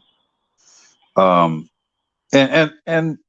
thanks for your service, brother, both obviously as a member of the United States military and certainly also being a law enforcement officer in the great city of Baltimore, Maryland, in the United States. You serve as a great example of the protection that black men so-called don't provide, if you will. As I said on Roger's channel earlier, I lament or I regret the lack of viable options that you younger men have in terms of making families and maintaining families and communities. And whenever we're going to be coming into the Memorial Day holiday, and the Memorial Day holidays I see are getting thinner and thinner over the years. Used to see multiple generations of families getting together, 3, 4, hell, in some cases, something as credible as 5 generations of people getting together. 98-year-old great-great-grandmother and newborn child kind of thing. Those kinds of things are becoming fewer and fewer in frequency, at least in which that I'm observing. And so when I think about and I hear and witness how degenerate so many black women are about black men, and respect and regard for the very best of black men, including like someone as great as the late great Dr. Martin Luther King Jr., I see a connection between that and the world that I see and likely will encounter over the holiday season. It is unfortunate, it's regretful. Maybe it was predictable. Maybe, all the, no scrubs and black men on the down low and, all the negativity over the last 50 years has finally caught up to us to a point in which there isn't much we have left to build on. Maybe that's where we are. So I don't have any answers. I don't even really know what questions to ask, or even if there should be any extra effort that should be made to maintain things. So I'll just say, do the best you can for yourselves, live as happy, content, and productive lives as you can make for yourselves. And hopefully on the other side or in the next multiverse or whatever, if we encounter each other, we will, maybe we will remember each other. And I'll end it with that. Woo! Oh man, you can't get any better than this. We have Black Lulu, Rael, Namer, Mr. Z, Electrician. We had a star-studded amount of guests, including G, and you got to realize this. Don't allow people to destroy our heroes. Don't allow people to undermine our sacrifice, our greatness, our triumphs. We should come down hard on the head who dare speak ill of our heroes. And from now on, black men in America demand your respect. Demand the fact that you should be treated like a hero like any other goddamn man, because while other men ran, you stood 10 toes down. And with that, woo, we're out.